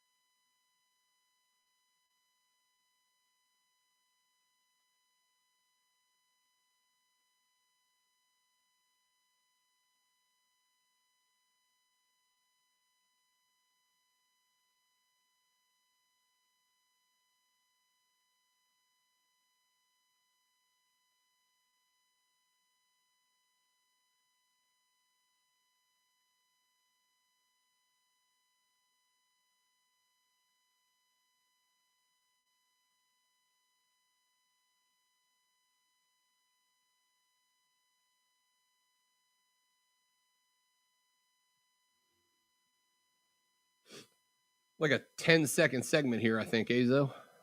Because I went way long because I'm irresponsible. It's got the end of what you said because I didn't have the button pushed down because I'm irresponsible. I am not alone. We lost the last few minutes of the last interview due to a storm warning. Yeah, I saw that. That's it was an EAS alert because it's a tornado warning. Can we clip that interview then and just post them separately? You send it to me and I'll do it, or you can. I'll just pull it off. I'll just pull it off the whole hour when we get done. That's fine. I can take care of it.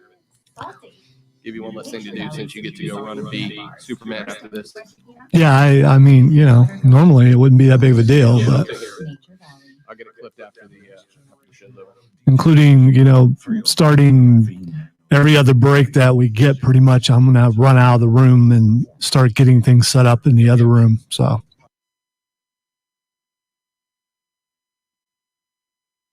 So glad I don't know what I'm doing. The EAS doesn't come over the stream, correct? It's just over the air, right? It's just over the air, yeah. Okay.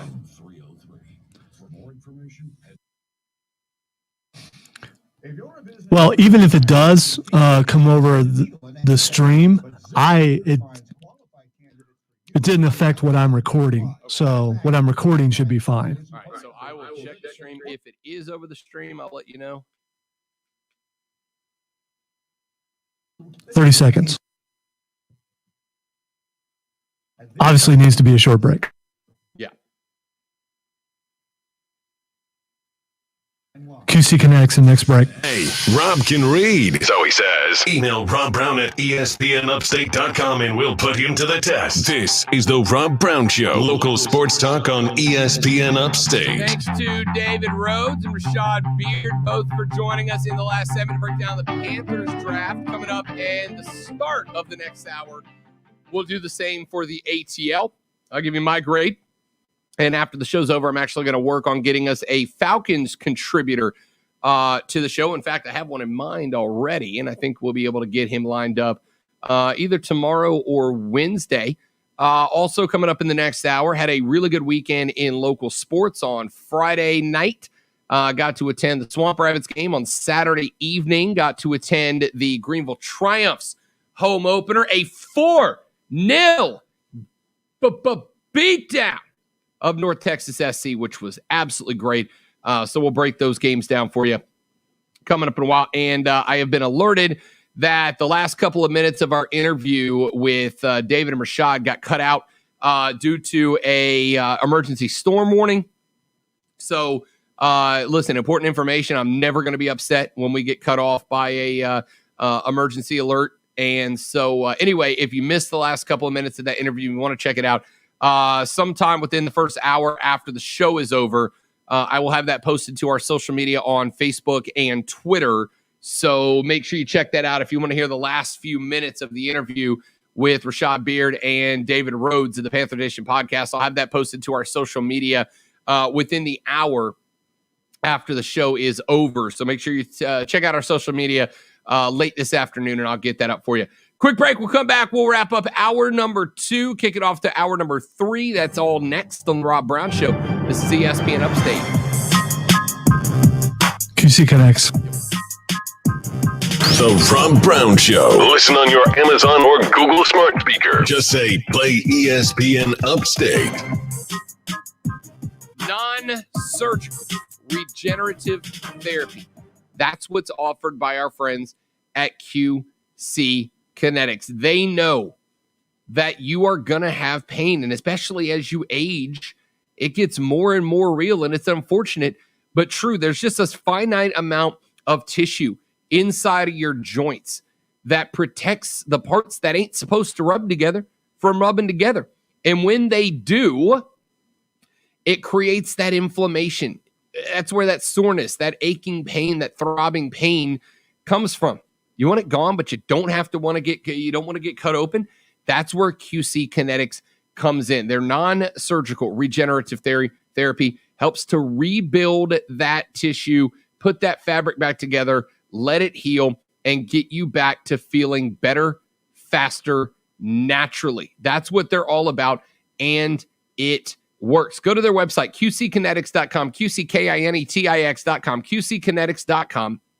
If you go there, you can not only hear all about that non-surgical regenerative therapy, but on top of that, you can hear from dozens and dozens of happy, satisfied QC Kinetics patients.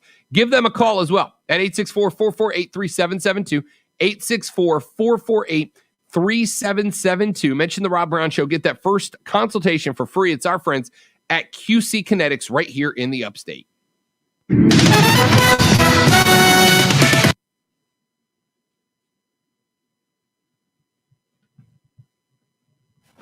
Be right back.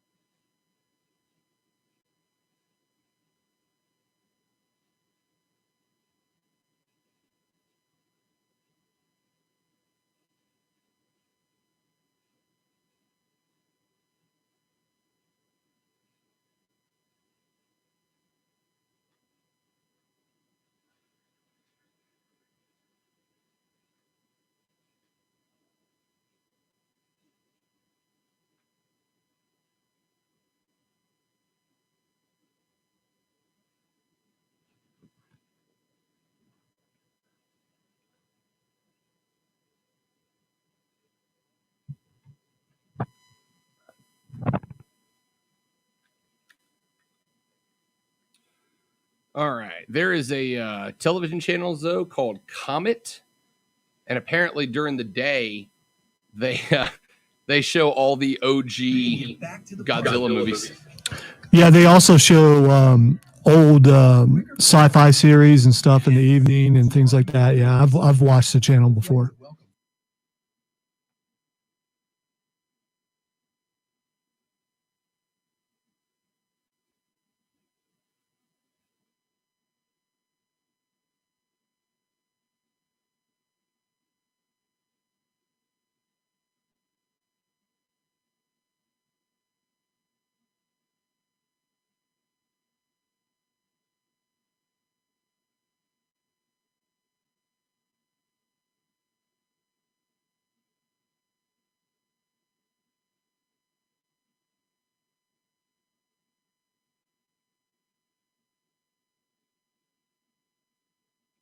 One minute.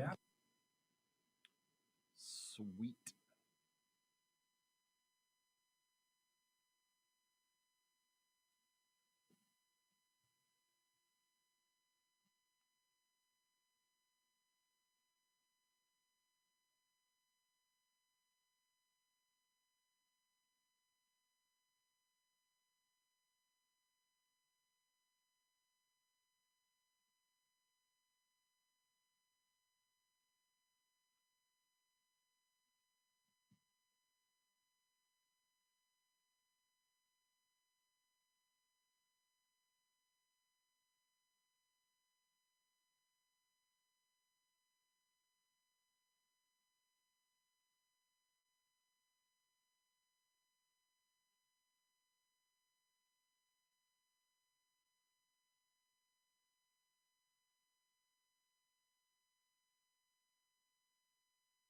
Opinions wanted. Well, opinions are like, we'll say, everybody has one. Call 844-GSP-ESPN. Local sports talk on The Rob Brown Show on ESPN Upstate.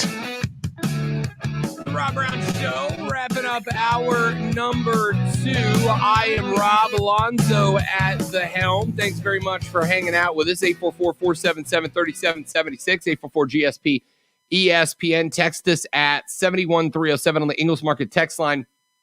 Texter says, hey, Rob, have you discussed Tebow and Jacksonville joining Trevor and Travis? That's from Kyle. Kyle, appreciate the text, big dog. Good to hear from you, my man. Need to get up to Asheville and come see you, brother.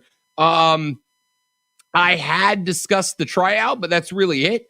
Didn't really honestly feel the need to get into it much past that because honestly, Zoe, I feel like if there were any traction in Tim Tebow joining the Jacksonville Jaguars, it would be front page media. I mean, for all the Tebow got canceled complaints, I mean, the dude's been front page news in everything he's ever done in his career. They were minor league New York Nets baseball games on ESPN because Tebow was being the DH in them.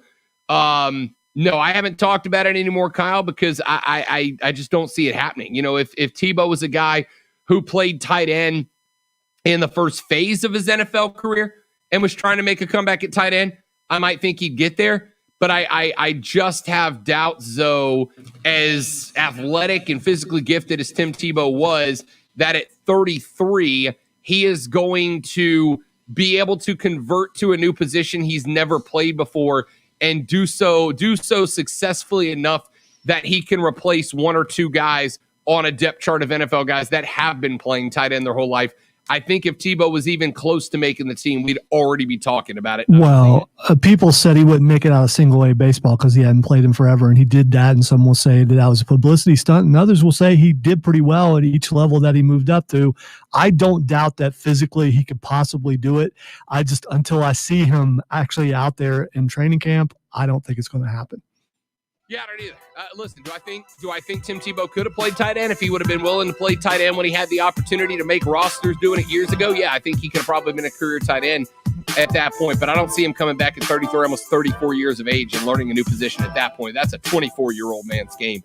All right, coming up in the final hour, talk a little Swamp Rabbits hockey, talk a little tryout football, get some NBA talking here as we're just a few games away from the end of the season. It is going to be a busy third hour. Stick around, y'all. We got some fun left to have. Rob, Lonzo, you. This is ESPN Upstate.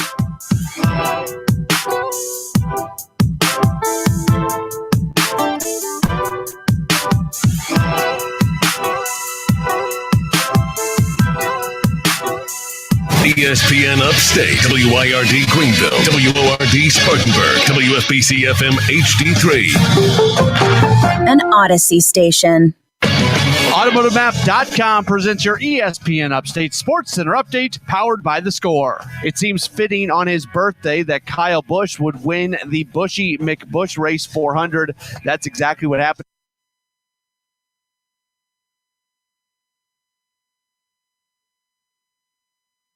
Coming in 30 seconds later because I want this tornado warning to play. Absolutely.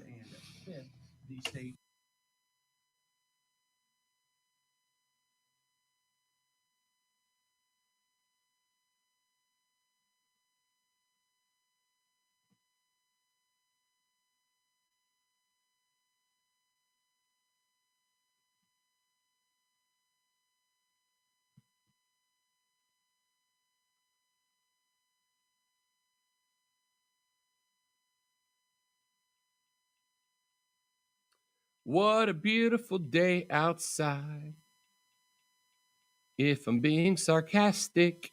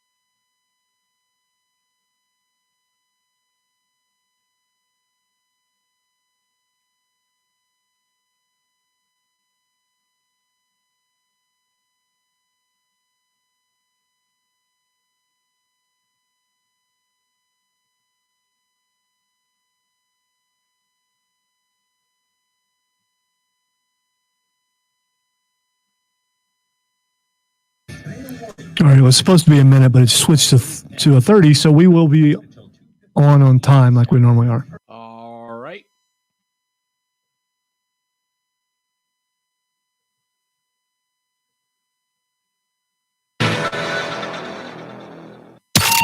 Warning. Man, check this out. You're on official Rob Brown lockdown. Represents being real. Yeah. Real, unfiltered sports talk manufactured locally for the Carolinas. Lockdown. This is the Rob Brown Show. Yeah. Only on ESPN. ESPN Upstate. Let's get to it, y'all. The third, the final best hour of ESPN Upstate goes now. What is up, Upstate South Carolina? It is great to be with you once again. I am Rob Brown, the great Colonel Grudge, hashtag Dad. Wow, struggling to get this hour started. The great one, Colonel Grudge, hashtag Dad. What is going on? Lonzo's back in the studio. All right, it's Lonzo. He's in charge of everything. Zoe, I got to tell you, man, good show so far as we wrap up our draft coverage. I thought the Carolina Panthers had a remarkable draft, to tell you the truth. One of the better ones they've had in recent memory. Filled up a bunch of slots they needed some help in. Got a little boost in the roster in some interesting spots. A couple of picks that Rashad and David weren't thrilled about. None that I hated. I do think, like I mentioned, I do think there were a couple of spots on the board that they likely could have filled with some project players, some prospect players down the line, but decided to go BPA, best player available, in a different position. Overall, I got to tell you, I'm not looking at this year. I'm looking at 2 years from now. The division opens up. Whether it's Jameis being Jameis and the Saints having to go into a full rebuild, which I think is closer than it is further away. At some point, Tampa's going to lose Tampa Brady and have to push the reject button because a lot of folks are going to bail out once he leaves. Atlanta, well, they just is Atlanta at this point. 2 years down the line is where this draft comes into play, Zoe. And I got to tell you, man, I love what Matt Rule's Panthers did in this particular draft. Same here, and who knows? Maybe they will jump in a year ahead of schedule. We don't know. I mean, playoffs, it would be an awesome thing this year, but what if they make a run? With the linemen they picked up, with the receivers, Sam Darnold in a new place, we'll see. I'm optimistic about the season and the fact that I think that they can jump ahead even quicker than 2 years. Yeah, I'm not disagreeing with you. I like I said, I think next year would be a bit of a stretch. But you never know. It's like, like we pointed out, we don't know what is going to happen. Well, you throw in the fact that Drew Brees is retired. Yep. Atlanta is going to be Atlanta. They're up one season, down the next. And Tampa Bay, even though they're defending Super Bowl champions, someone could get old suddenly. It could happen. It could absolutely happen. Anyone in particular you're thinking about? Yeah, just some guy. Just some guy. Fair enough. Just some guy. So that's where we stand. We're gonna talk. We got a text a second ago that said, what did y'all think about the Macho Man Randy Savage biopic last night on A&E? Have you been watching those documentaries, though, out of curiosity? Because I got to tell you, I haven't. I've watched a couple of them, and I forgot to record the one last night. But they play those things over and over again, so I'll get a shot at it eventually. Here's the problem that I have with them, all right? Because I've watched bits and pieces. I have them DVR'd. I just haven't watched. With Stone Cold and Roddy Piper, they kind of listen. Every one of the dudes that they have these shows about, these documentaries about, there was some pretty terrible stuff that went on in their life, right? And if you're going to do a true to life biopic or biopic, whatever you call it, biopic, you gotta address the bad stuff as well as the good, right? The demons as well as the good parts. From what I understand, and again, I'm going to watch them all. From what I understand, they kind of glossed over all of that with Hogan and Piper. They didn't get into, Austin's reliance on substance and the domestic abuse and all that. They just kind of focused on how cool he was. Same with Piper. And from what I understand, they just kind of went in on Macho Man. Like, they just went in and just a hit piece. Granted, Macho Man had some stuff away from the ring that made him not a great person for a chunk of his life, which leads me to believe that this stuff is still heavily influenced by Vince and WWE thumbs-upping and downing what they want in and not in. I am curious, did they cover Macho Man's rap career, which was stellar? I believe it was. I believe it was referenced to. Okay, as long as there's a reference in there. Yeah. So, anyway, it's kind of interesting. We'll talk. I might do a stream on that after I get through and finish watching the 3 that are out so far. I think they did one in Austin. They did one on. They did what? They did Austin. They did Roddy Piper, and they did Macho Man. So yeah. I will. Yeah, I'll go through and I'll watch through those. And then maybe I'll do a live stream about them for the folks that actually care and want to hear what I have to say about them, which is like me and maybe Lonzo. Texter says rap career. Yes, they did cover it. So there you go. Well, I got to watch it. I remember I have an autographed CD of that. Wow. Because they were shopping it too. We have 7 radio stations here. At the time, we probably only had 5 or something like that, but they were shopping the CD around, and someone from one of our music stations got a copy and was like, "Hey, do you want this?" Like, yeah, I'll take it. And it's autographed? Yes. Wow. But I'm not quite sure where it is. Wow. Which shows you how much I valued it. But still, I mean, I'm sure I have it put up somewhere and I just haven't found it. So there you go. There you go. The great one, Lonzo. And all I can hear is "You're a bum, Hogan." I believe was one of the ones. It was pretty good. I'm not saying you're aging yourself here, Zoe, but yeah, that. Duh, Grandpa. All right. So on Saturday, I gotta give a little love, man. I gotta give a little love out there. On Saturday, I had the opportunity to go to the most well-attended Greenville Triumph match that has taken place since I got here to the Upstate. They let in, I want to say, about 1,600 fans into Legacy Early College so that they can remain relatively social distance, still mandated the mask and all that. And 2 things happened. Number 1, the Triumph, and I'm going to put this in a very eloquent, I think, I'm going to use some big words here for those of you. This is a pretty traditional soccer lingo here in the States. For those of you who are footy fans, the Triumph in their match against North Texas SC, they, and again, soccer lingo, so bear with me, whooped that candy ass. All right?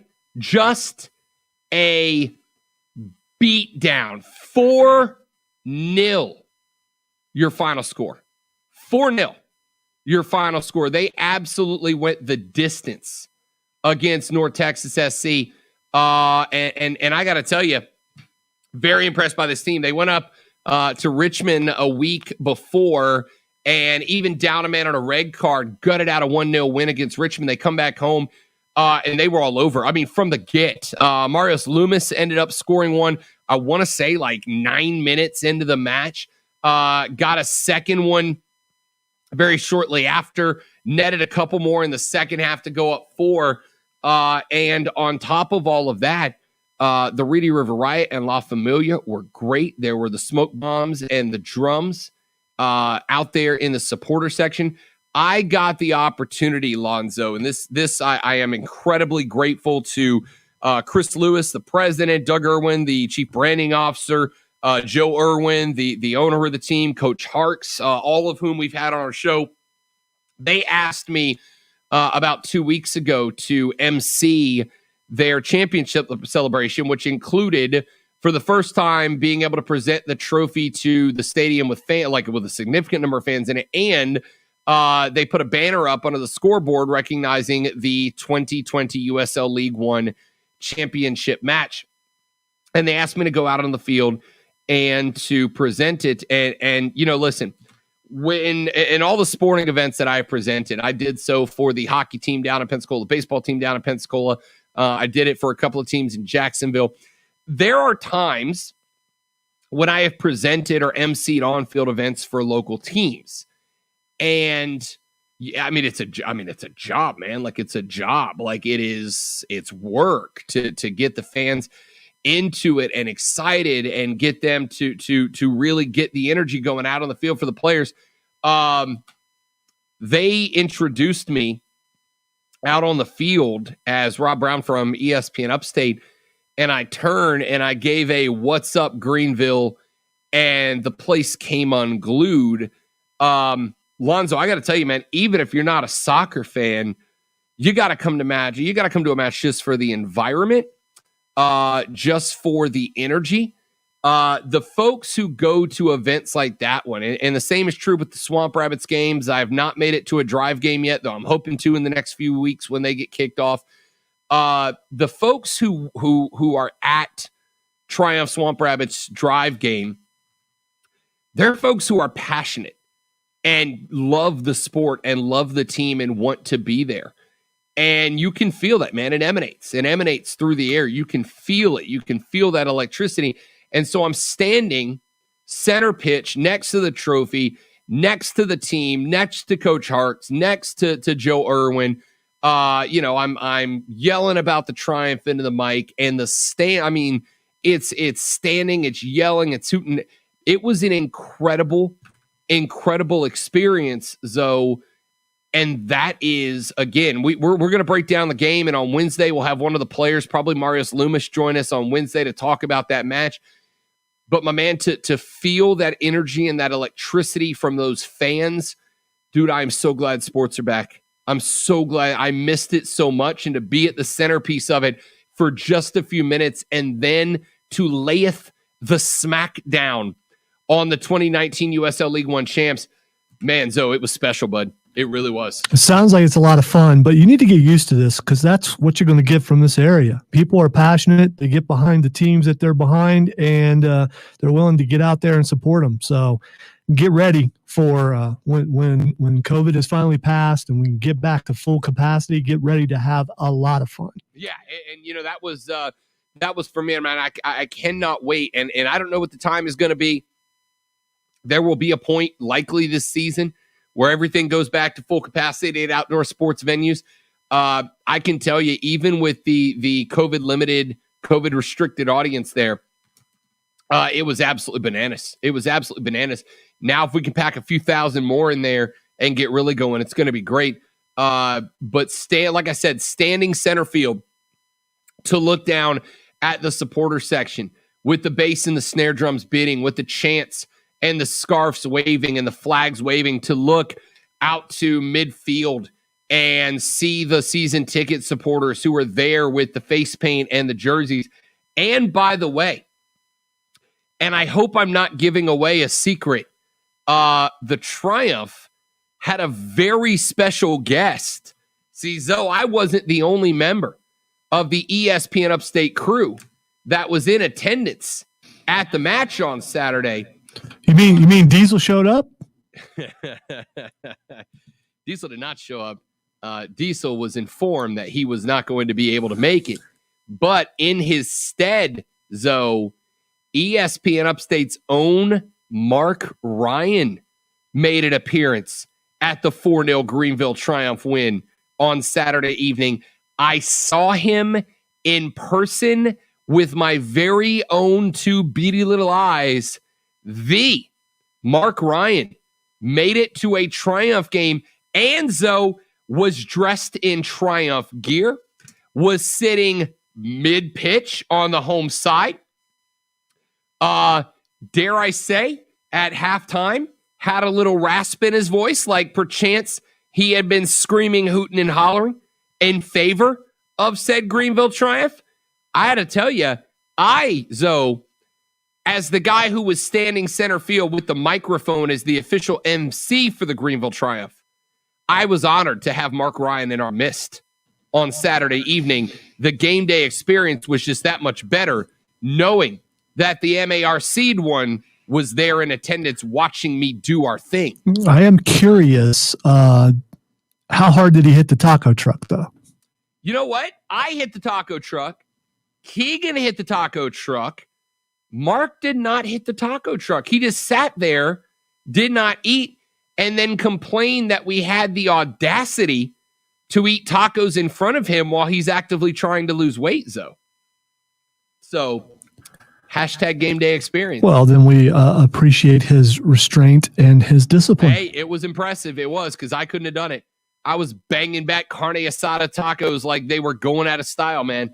And Mark just sat there and watched it happen. So really what it comes down to is they were floured tortillas and he couldn't eat them. I will say this. I did this moment, and I'm glad he laughed. Otherwise, I would feel like a jerk.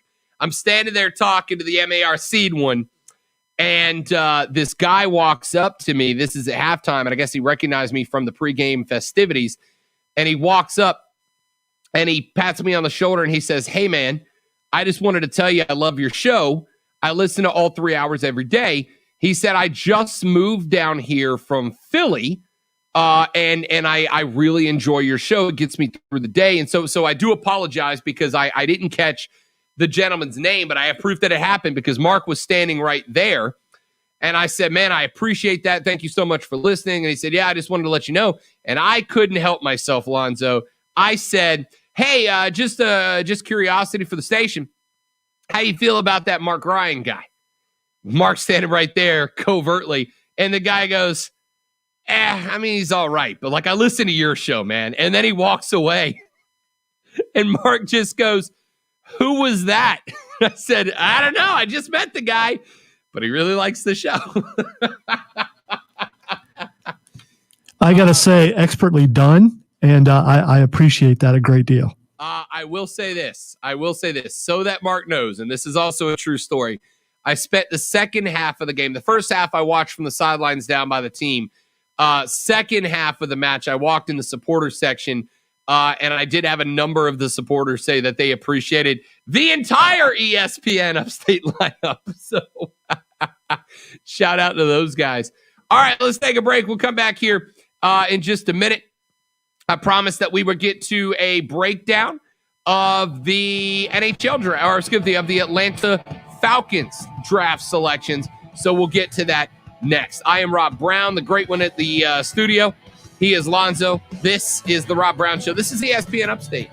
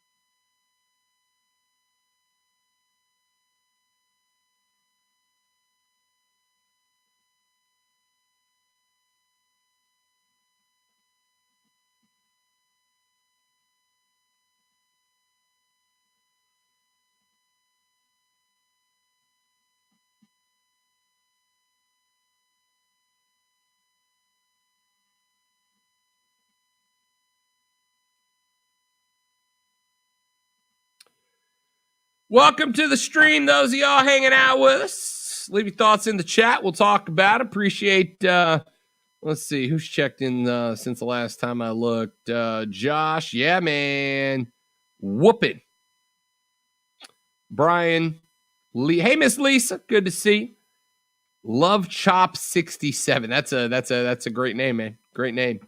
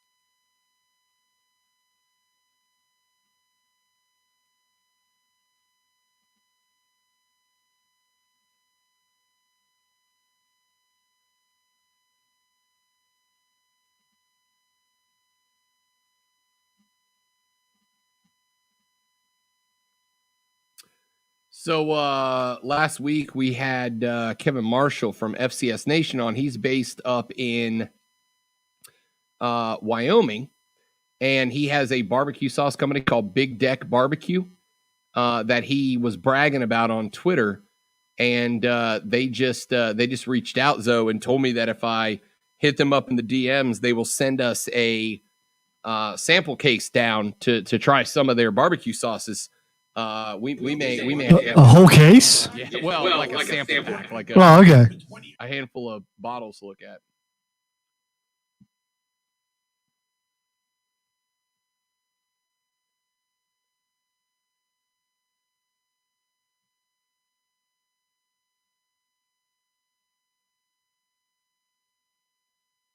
$30 seconds.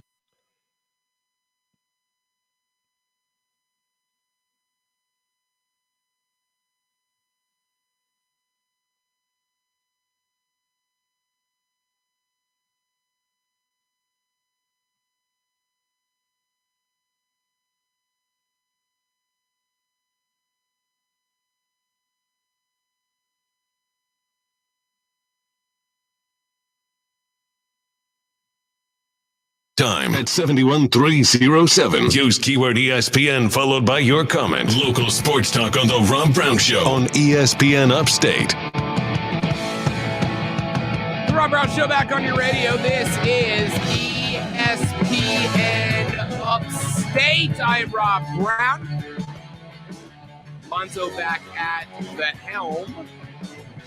844-477-3776 is the number. So the Atlanta Falcons are Zoe, I'll ask you, do the Falcons have a following around here that competes with the Carolina Panthers presence, do you think? See, I don't believe so. I especially more recently. I think back in the day, probably more so. But I think the Panthers, it's been growing. And if anything, the Panthers have more competition with teams from elsewhere and not Atlanta, like Dallas or pockets of Buffalo fans and things like that. But not as much Atlanta. Yeah, that was the impression I got too.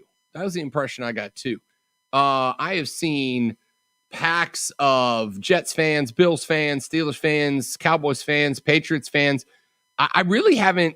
Strangely enough, I would think there would be. I haven't bumped into a lot of Falcons fans. I know there's a couple. We've had one or two that have reached out to the show in the past, but I haven't really had a lot of interaction with many Falcons fans in the area, and I'm curious as to whether or not they are there.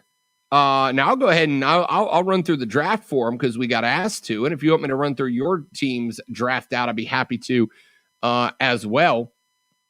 But I don't see it. That being said, so the Falcons take Kyle Pitts with the 4th overall selection, 6'6", 245 pound. They list him as a tight end, but he's really like a Joker style tight end. That is to say, he can play tight end, he can play wide receiver. He's a threat at either spot. He is elite at either spot at the college level. The dude is an absolute stud. He's incredibly versatile. I love this cat, man. And I love that pick for the Atlanta Falcons. The dude is a rare weapon. The dude's just good. They opened up round 2 by taking Richie Grant. The Falcons traded 2nd round and 6th round picks to the Broncos in exchange for 2nd and 4th round picks, and then ended up going with the 6'4", 194 pound safety from UCF. Total 291 tackles, 29 breakups, 10 picks, 11.5 tackles for a loss, and 7 forced fumbles through 4 seasons. The dude is rangy. He's got a very aggressive playing style. He's very instinctive. Now, there are some consistency issues that I would need to work out. I think there were some spots where he had opportunities to really step up, and he just kind of fell out. But he has been, when he's on, the dude's on. I love that pickup. 3rd round, they go with Jalen Mayfield, the offensive lineman out of Michigan, 6'5", 328. Played 18 games, made 15 starts, the majority of them last season for Michigan. Anchored an offensive line that had a really good running game for the Wolverines last year. 2,200 yards, 2 years ago, 2,200 yards, 26 rushing touchdowns. He allowed only 2 sacks through 18 games. He is a steadfast, if unremarkable, offensive lineman. He's got light feet. He can play pretty much any position across the offensive line. And at 320, he doesn't move like a 320-pounder. He's very nimble, but he's there again, some consistency issues. They badly needed offensive line depth, though, and he's a guy that I think can really fill in the inside of that offensive line quite well. They go Darren Hall in the 4th round, the San Diego State defensive back, 6 foot 190, 134 total tackles, 101 of those solo, 31 defended passes, 6 picks, 7.5 tackles for a loss, 2.5 sacks, and 3 forced fumbles, all in 4 seasons for the Aztecs. He's an All-American or All Mountain West honors guy in 2020. There are some body position issues, some footwork issues, so he is a developmental player, but he's a good press man guy. He's a guy that if you are going with man-to-man coverage on the outside, he can start at the line and make those first 4 or 5 steps for a wide receiver. Very, very dangerous. But again, a prospect player, steady production, but it fills a big-time need for them. They also traded up into the 4th round to take Drew Dahlman, interior lineman, 6'3", 300 pounds, started 22 of 25 games for Stanford. He was a team captain, earned first-team All-Pac-12 honors as a senior last year, did not allow a single pressure for the Cardinal in a Pac-12 that had some good defensive linemen in it. He is a guy that was consistently reliable, no real injury issues as well. Earned a 90.1 run blocking grade from Pro Football Focus, which is pretty impressive. Not a ton of guys over 90. Had a couple at 95 this year. Penei Sewell was at 95. Who was it? There was one more that was like 96. But he's NFL ready as a center, as an interior line guy. And I think he's a plug and play kind of guy. He's not the strongest guy in the world, so I do have questions when he comes up against 2 technique, classic traditional 3-4 nose tackles, but super smart guy and will know how to use leverage in order to get there. 5th round, Taquan Graham, defensive lineman, a guy that earned all Big 12 honorable mention last year, 23 total tackles, 12 of them solo, 7 for a loss, and a pair of sacks. Lined up at a defensive tackle in a 4-2-5 hybrid scheme, will likely end up more as a more 4-3 style defensive tackle. Very long arms, big hands, can get up underneath blockers' pads and control the point, but not super quick laterally, and not yet excellent at shedding blocks and making plays. So he'll eat up a lot of run game, but will need some help. Certainly not a big-time pass rusher, but they get a run stuffer, and in a league that saw a couple of new running backs drafted in, a couple of good ones already there, that will be a big help. Adetokunbo Ogundoji, the linebacker out of Notre Dame in the 5th round, 80 total tackles, 17 for a loss, 13 sacks, 6 forced fumbles, and 2 fumble recoveries in 4 seasons for the Irish. He was just a 1-year starter, lined up at defensive end last year. They'll probably walk him back to linebacker. Good height, good weight, good speed, but body consistency in play is where they will need to grow him up just a little bit if they want him to be part of a pass rushing rotation. Not a guy with a lot of great moves, but I do think a guy that can pitch in. A couple other picks that stood out for Atlanta. Avery Williams took him as the 3rd pick in the 5th round, 5'9", 195. He's more of a special teams ace than anything else for the Broncos. I'm assuming that they'll probably work him in. Lacks measurables as a true defensive back. He's probably like a dime package player and special teams ace. Wide receiver Frank Darby, they took him in the 6th round, 6'1", 200, played 40 career games at Arizona State, 67 receptions, 1,300 plus yards, 13 TDs, a good deep ball tracker. Basically, he's an outside guy that you send deep and see if you can hit a home run with him. Not a great route runner, but you don't need him to be with Pitch Jones if he sticks around, and Calvin Ridley. He is a guy that you can put on the outside to try to stretch the field vertically, even if just as a distraction on the backside. We'll see how that plays out, and that's where the Falcons ended. So, look, as a draft grade overall, I give them solid marks. I would say that I probably give them like a B, like a relative B. I have seen a couple of A and A pluses. I don't know if I go quite that high. I could go B plus for the Falcons draft, though. I'd be very pleased with it if I was an Atlanta fan. 844-477-3776. Text us 71307 on the Ingles Market text line. Texter Zoe, and I'll let you hit it real quick. Texter says, grade out my Kansas City Chiefs. I'll start A-. Any thoughts on the Chiefs draft? What you like and didn't, Lonzo? I didn't see anything that I didn't like. I thought they did a really good job. And let's face it, I mean, they need to replace Tim Watkins. They took care of that. They got some defensive guys. Yeah, I'm pretty happy with it. I agree with it. A-. Yeah, Cornell Powell, wide receiver out of Clemson, ends up as a part of Chiefs Kingdom. Nick Bolton, the linebacker out of Missouri, is a good, solid pickup there in the second. One of the things the Chiefs are doing, at least on their social media, they're showing the phone calls, so you can see where the coaches and general managers and owners called the actual players. That's pretty cool. It's just really cool seeing Cornell Powell get that call and seeing some other players. So yeah, I'm looking forward. They're projected again to be in the Super Bowl. We'll see if it happens. The only thing that I didn't love, and you took Joshua Kando out of Florida State, I think is the only defensive lineman or only defensive end. Yeah, I think the only defensive lineman overall the Chiefs took.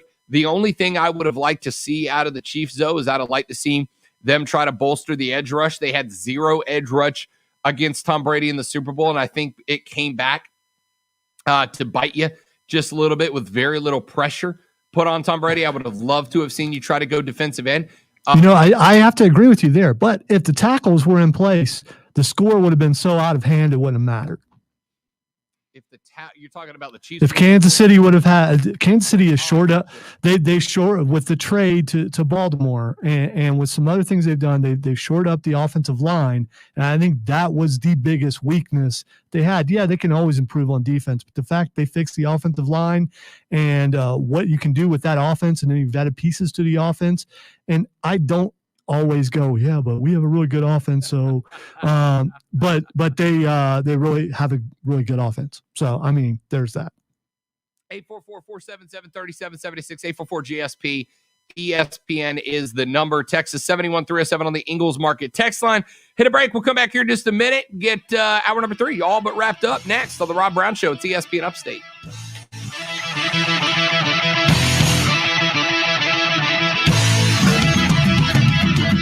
The Rob Brown Show. Listen on your Amazon or Google smart speaker. Just say, play ES.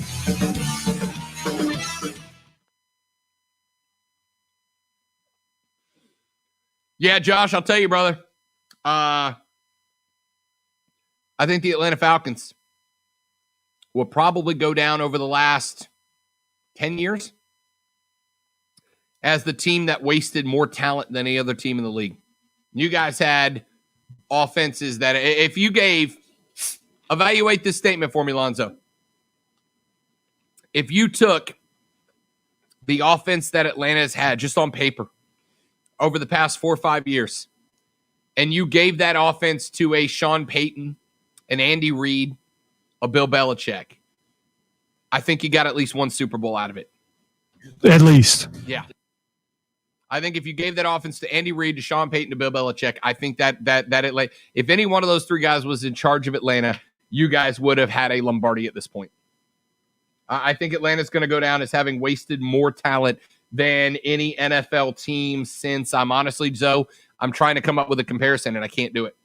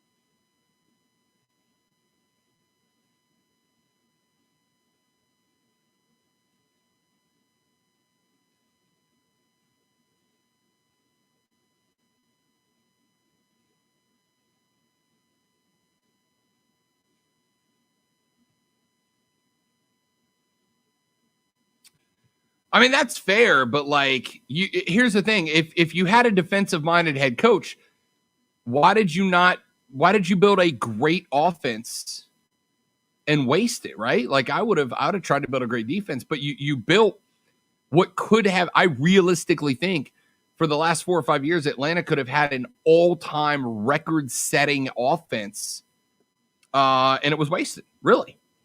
So now you're stuck with an all-time offense that is probably past its prime. And what's to show for it? What's to show for it?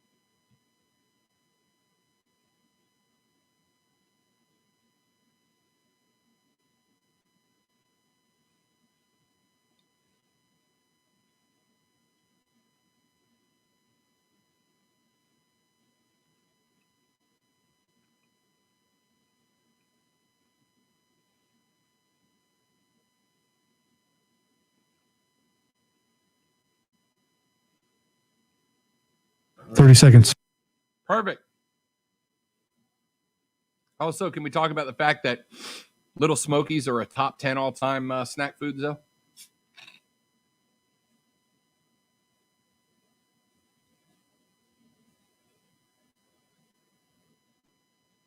The Rob Brown Lockdown on Twitter. Tweet at The Rob Brown Show on the Upstate Sports Leader, ESPN Upstate. The Rob Brown Show rolls on. It's ESPN Upstate. I am Rob Brown. Lonzo at the helm. I got to tell you,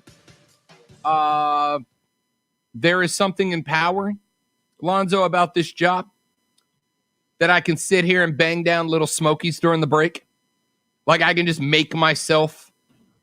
So hold on. So you've been eating little smokies for 3 hours straight. How many did you make for yourself? I made like probably 20, but I just ate like one or like two a break. They are good cold. So I get that. Oh, and I use the what is it? Sweet Ray's barbecue sauce. But what's it called? Sweet Ray's. I got the Sweet Baby Ray's, and so just threw like 20, I don't know, maybe 25 Smokies onto the stovetop. You know, put a little barbecue sauce in, toss them up real good. That was what what'd you say earlier? It's just sausage. It's basically breakfast. Yeah, it is. Definitely. But working from home, there's no way for me to bring 25 cooked barbecue little Smokies into work and sit there eating them while I do the show. I completely disagree. We have places of storage that may or may not exist in the office that you haven't been in a while, and we also have various ways of reheating in certain spots in the upstairs and the downstairs. So you're fine. And we have a fully functioning kitchen downstairs with an oven, a microwave. Nobody working down. Yeah, and there's nobody there. So you can put your stuff in the fridge and ain't nobody going to take it. And if someone does, there's like one person downstairs, so you know it's him. Tom Brady just tweeted out. He said it during Draftathon. We know Julian Edelman didn't retire. Let's be honest. He's just too scared to tell Bill Belichick he wants to come to Tampa. I've been there. End quote. You can say what you want about him. You can hate him. Tom Brady is having an A+ off season in the Twitter and social media world, though. Just an A+ off season. I'm not giving credit to him ever for anything. So, no. A+ off season, man. Absolutely love it. All right, let's do this. I don't want to shortchange it. Let's I complained about baseball back earlier in the show, didn't I? Somebody on Twitter a minute ago hit me. Yes, you did. Okay, you did. That's what I thought.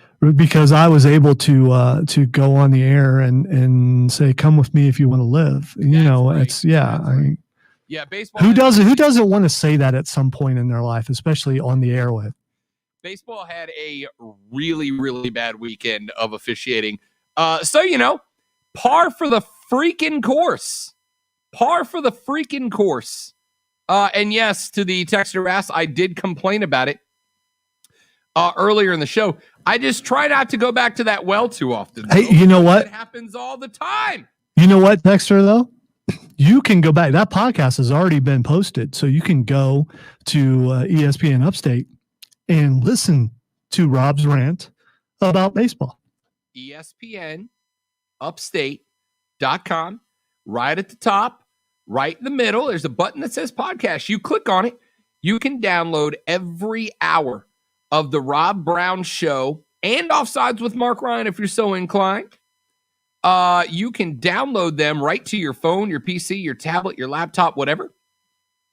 And if you do that, you can listen to them at your discretion, which means you can go back and listen every day after we post it to the lunch breakdown, the 3 most important things you have to know every day to talk sports. And that was one of the things I very loudly complained about this morning. Quick break, Twitter trending topics. We come back. Rob, Lonzo, and you. This is ESPN Upstate.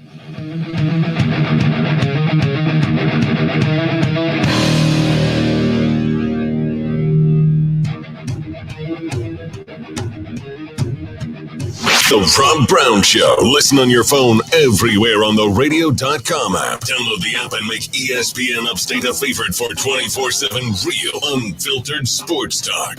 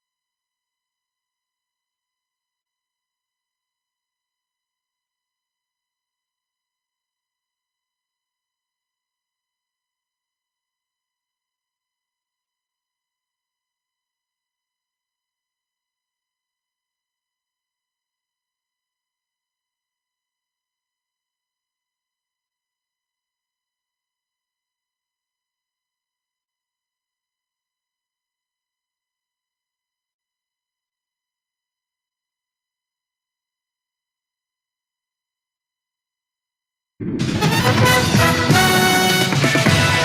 the 106.3 WORD Weather Center, here's a breaking weather alert on ESPN Upstate. Tornado warnings continue across our listening area this afternoon. First, Is that you waving goodbye? Okay, bye.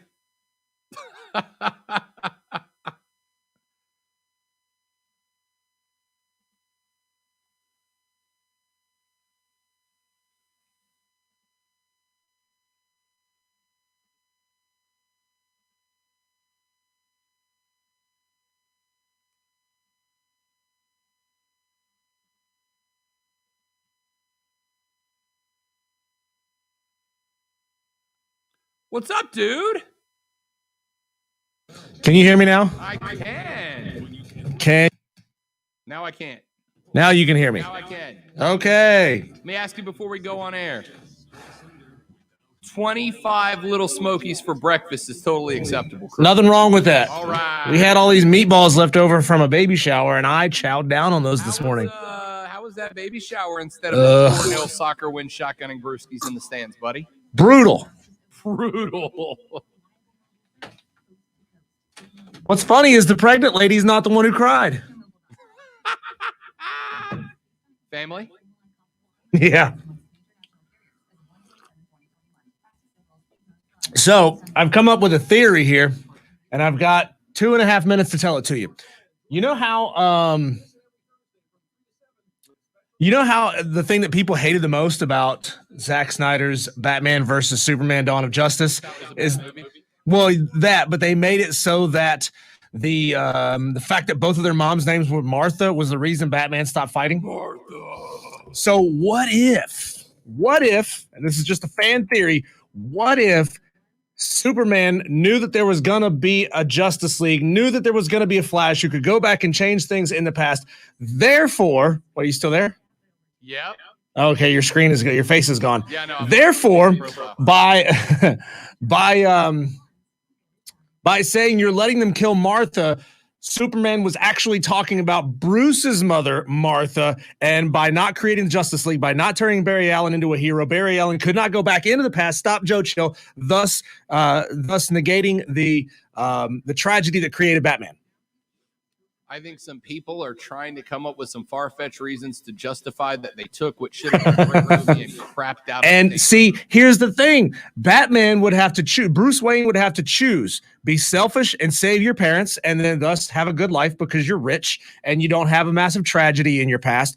Or still allowing his parents to die knowing that he as Batman can create a better good by being a hero. But if we're going to go that direction, then Thomas Wayne was murdered. Well, not because of, but Thomas Wayne, if we're going back canon, Thomas Wayne was doing a good job of cleaning up and making Gotham a better place. Sure. Which means Gotham would have been a better place, which means a lot of the stuff that there wouldn't have been a need for a Batman. Exactly. So right.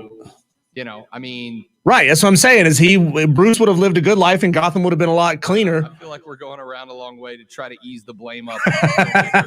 You're letting them kill Martha. He's not talking about his own mother. He's talking about Bruce's mother.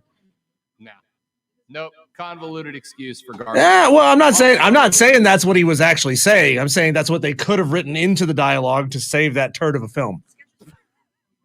Yeah. Here we go. Oh, crap. He closed Twitter, so I don't know what the topics are. That's all right. I'm going to ask you another question on air instead. Just bring us back.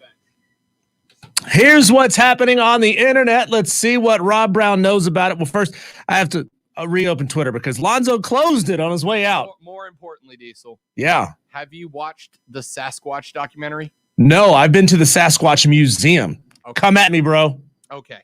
The one in Blue Ridge, Georgia. It's incredible. Don't waste your time. Okay. Time. It's hot garbage. This is me just giving myself. Diesel, imagine a documentary they called Sasquatch. They said, look, you know it's going to be a crime doc, right? Like some pot farmers in California, 3 of them end up dead on the pot farm. If I gave you one guess for $1 million as to who murdered these 3 pot farmers on a pot farm in California, what would be your guess, Steve? Another pot farmer. Yes. And then they did this whole documentary about, was it Bigfoot? And at the end, the twist is, nope, it was some other pot farmers. I wasted 3 hours of my life. I can't get back to you. Okay, Twitter trending topic. Let's go. Billie Eilish is trending.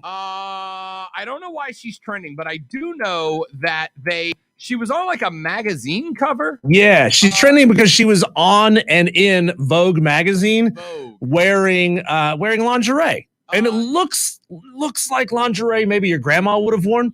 There's a lot of material to it. It looks like classic old school lingerie, which, don't get me wrong, can still be sexy, but it is not modern lingerie. No, listen, she's doing a very Madonna cover. All right, if you look at it, she's got Madonna's makeup, but it's just a Madonna tribute is all it is. Here's what I'll say. You ever listen to her stuff? Nope. Dude, it'll hit you. There's some of it, not all of it. Some of it's pretty like, what if we did like emo goth stuff, but for like teeny boppers? Some of it is. Mm-hmm. Some of her stuff, dude, there is some gut punch emotion in it. There's not all of it. There's some of it I think you would dig, Diesel. She's a really talented artist. Yeah, she's trying to be this generation's Fiona Apple. There's already been a Fiona Apple, so pass. I don't need Billie Eilish. Disagree. She's got her own vibe, and I kind of dig it. Okay, next up trending is herd immunity. Yes, we're still striving towards herd immunity. I have seen numbers that there are some states that have reached as high as 40% vaccination rate. The scientific estimate is we need to get around 70% to get herd immunity, but we also know that there's like 40 to 60% of Americans that say they will not take the vaccine no matter what. So there are questions about, will we reach herd immunity? Will it be possible? Is it going to force COVID vaccinations to become something we do annually like the flu vaccination? Dude, listen, I went to the soccer match on Saturday. There were about 1,600 people there. It was incredible to have the vibe back, even though it wasn't a full sellout because of COVID restrictions. Zoe, I swear, man, I just soccer stadiums. You just said Zoe. You know what? I don't care. I only have one segment. That's one error. I feel like I'm going to let it be. All right, I'll take the 3.5 I didn't screw up when I filled in last week and use one here. Okay. Probably the last Twitter trending topic we'll have time for, because this is a biggie. Hashtag Marvel Studios is trending. Yes, tonight Marvel is going to be doing a crossover event with the NBA, and also they have released their next slate of Marvel movies and release dates. We know that we are getting Ant-Man and the Wasp: Quantumania. We are getting the Marvels. We are getting Doctor Strange in the Multiverse of Madness, Thor: Love and Thunder, The Eternals, Spider-Man: No Way Home. The next Black Panther film is going to be entitled Black Panther: Wakanda Forever, and that is the one that I am most interested in. How are they going to handle the Black Panther with the passing of Chadwick Boseman? Really excited to see what direction they go in honor and tribute to Chadwick. So yeah, this is going to be a challenge because I don't know many of these characters. I don't know the Eternals. I don't know the Marvels. So I'm going to have to learn a whole new set of heroes. If you only knew a nerd in your life to explain it, if only. Diesel and Mark Ryan are up next. For Lonzo, I'm Rob. Thanks for listening, everybody. Thanks for watching the stream. We'll see you tomorrow, and we will try harder. Don't drink and drive. I'll punch you in the face. Have a great Monday. See you then. Back here on the Rob Brown Show and ESPN Upstate.